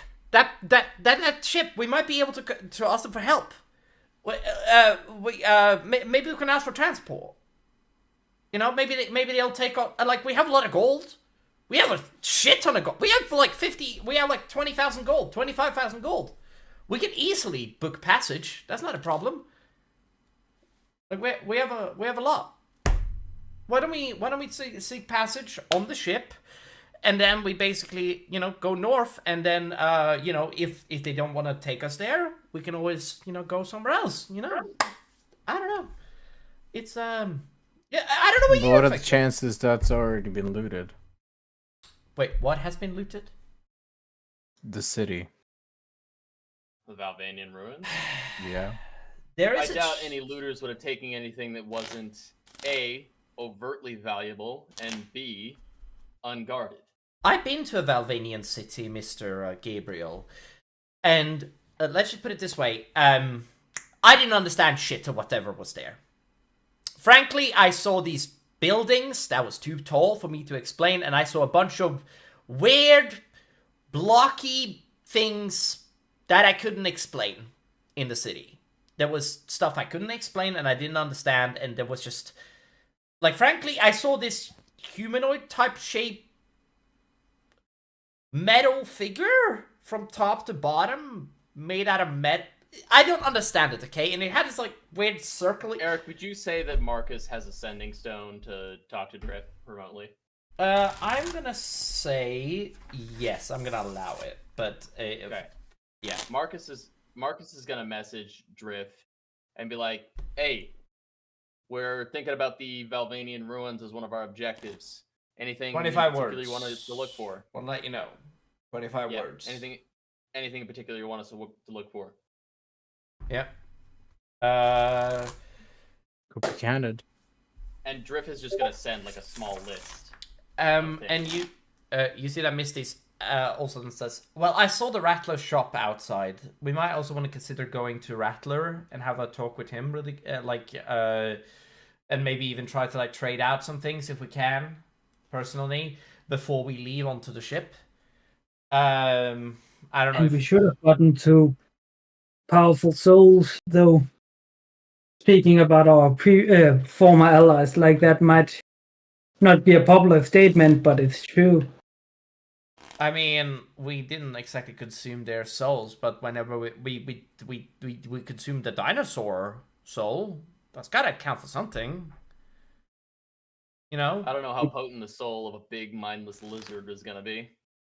I don't know. Didn't we consume the soul of Orticus? I mean, wait, you're suggesting that we sell the soul of our friend Orticus? Yes. He's been alive for 10,000 years. Are you sure that we... Therefore, he must be worth a lot. No, don't misunderstand me. You're absolutely right, but I am not okay with selling the soul of my friend. I'd rather just release him into the ether. I understand that. And trust me, in any other circumstance where this didn't depend on the literal future of this entire world, I would never have suggested such a thing, even though I wasn't his friend, let alone knew him. But I knew that I know all of you did, and I'm terribly sorry for the loss that caused. But you, more than anybody, should know that this is some of the sacrifices we must do. And imagine what he would say if he could still be here, seeing that you just release such a powerful asset for no other reason than sympathy. Don't you think that he would like to be used in combat just one last time? Hold on. As you say that, I wanna leave this in a kind of like a thing. Okay. What did you want to say? There, Will? Marcus, yeah. Marcus speaks up. He says, if I may, ordinarily I'd be of the same mind that it would be, I suppose, heartless or cruel to sell off the soul of a friend. However, it's my understanding that the soul of said warrior was recently used against you by this necromancer. It may be prudent to keep that soul contained so it will not be used against us in the future. Okay. And selling it to a collector who is known to keep things in his personal collection might provide A, the benefit of keeping it safe, and B, the benefit of acquiring a more powerful artifact. No, I understand. There is reason to withhold releasing Orthicus's soul for the time being. And don't misunderstand me. I'm not saying that I'm against selling his soul for a powerful artifact, but I don't think we can make this decision without Ibisis. No, of course not. This was not a let's make the decision right here, right now. Oh, okay, thank you. Sorry, I thought you did. I apologize, Cyrus. I didn't mean to sacrifice one life. But I think it was important for us to consider that we might need to do that, no matter how much that hurts us. Okay. I did not know him. I can be blunt to say that. So my emotions towards this decision should be null and void. But I think the argument needs to be made that you guys, I'm gonna say that anybody here, feel free to roll me a history check to see if you knew who Orticus was. But depending on the roll you get, that is a dirty 20. I'll keep that in mind. Also, sorry that I'm not playing any music. There's no point in having it anymore. Dirty 20. I'll keep that in mind. Another 2 tens. Oh my god. 10.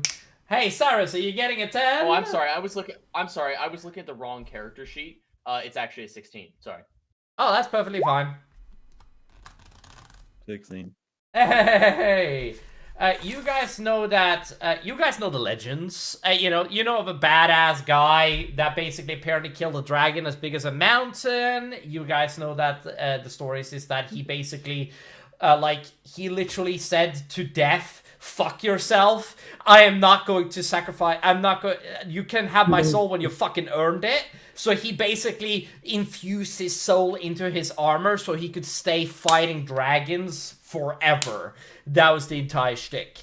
And then, yeah, you guys don't know how he died, but, if you wanted to ask the rest of the gang, I'm sure they would regale you. But you know that, one of the things that he was so powerful at one point that he could literally kill adult dragons on his own. Easily. Maybe not easily, but, he could do it on his own. Ancient, maybe not. Adult, absolutely.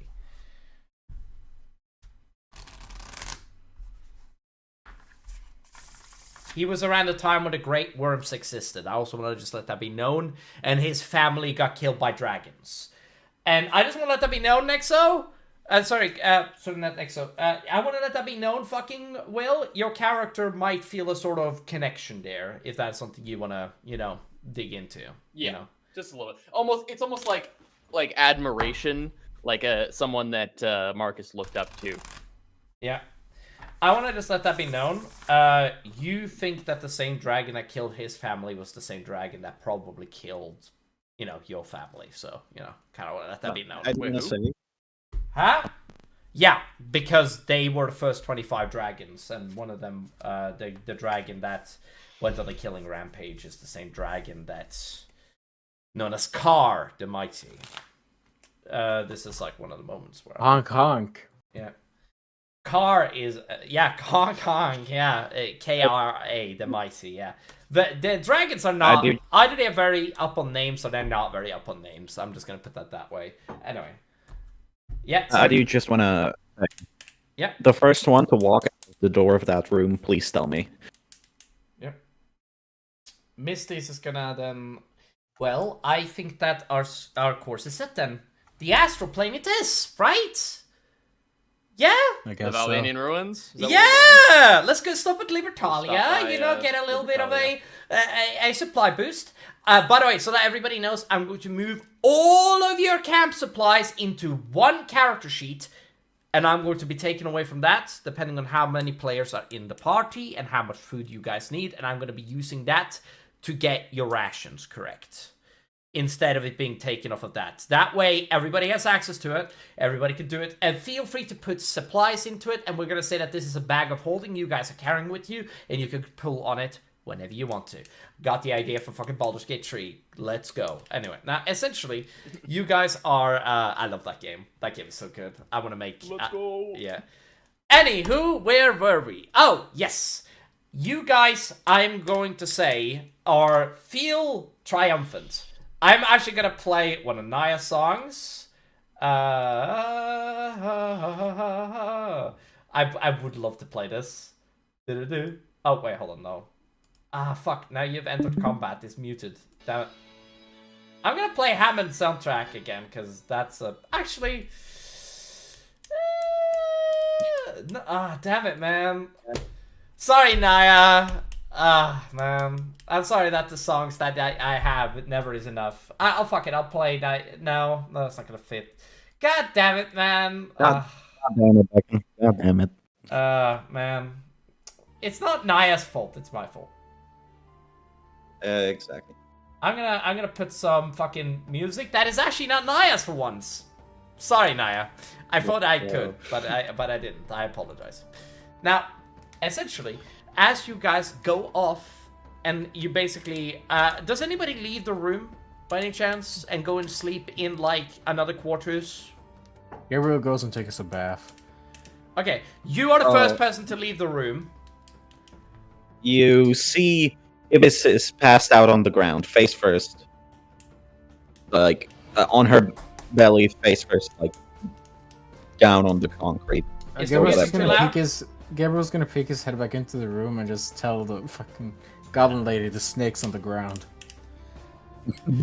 Oh shit! And she's like... And she like walks into... Ibis, what are you doing? Ibis? And like she checks your body, like she like fully like drags up your sleeves and stuff, and she like checks your body to see if like there's anything like that's wrong. Does she find anything? Do I need to roll something here? I can write to you what she.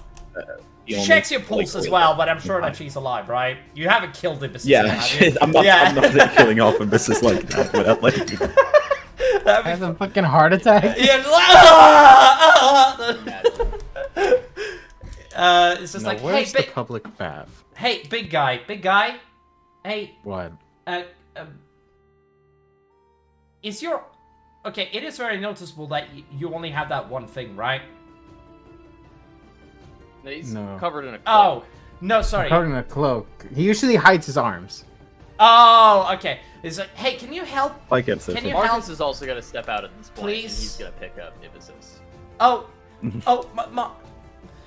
okay. She climbs on top of you. Okay. She climbs up your shoulders. By the way, you'd be fine, right? You'd be fine, right? Like, you're superiorly weak. Yeah, okay. You see that she climbed, I give her kind of a look of like, seriously? Yeah, Full armor? Really? Okay, I apologize, but okay. He just doesn't say go. anything, he just gives her a look. Like, Okay, really? yeah, it's like, okay, go, okay. Like, just go, okay, I'll show you where her room is. And she, like, guides you into the... God, this is so hopeful. Marcus doesn't look, like, especially strong, but he's not a weak guy either. No, not fair enough. Hold on. What kind of music can I play? Medieval fantasy. Again. By the way, that's a good 2:30 here. Okay. That's a good introduction for Marcus for Emesis. Now, essentially... And that's a good introduction of Emesis to Marcus and Gabriel, you know? It's annoying and then passes out. Yeah. Now, you guys see that Marcus picks up Emesis. I'm gonna say that, like, it is surprisingly hard to drag with you a snake person, by the way. Just want to let that be known, Will.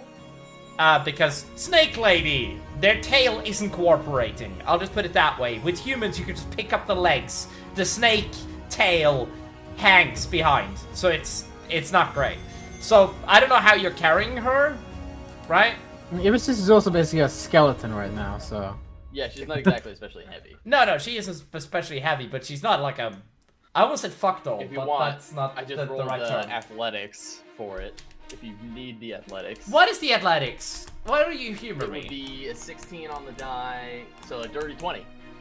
I'll give it to you. I'll give it to you. You manage to guide, and she finds the way there. I'm going to say that unless there's something else you want to do specifically, I'm going to say that we leave it off here with you guys, and then we move on.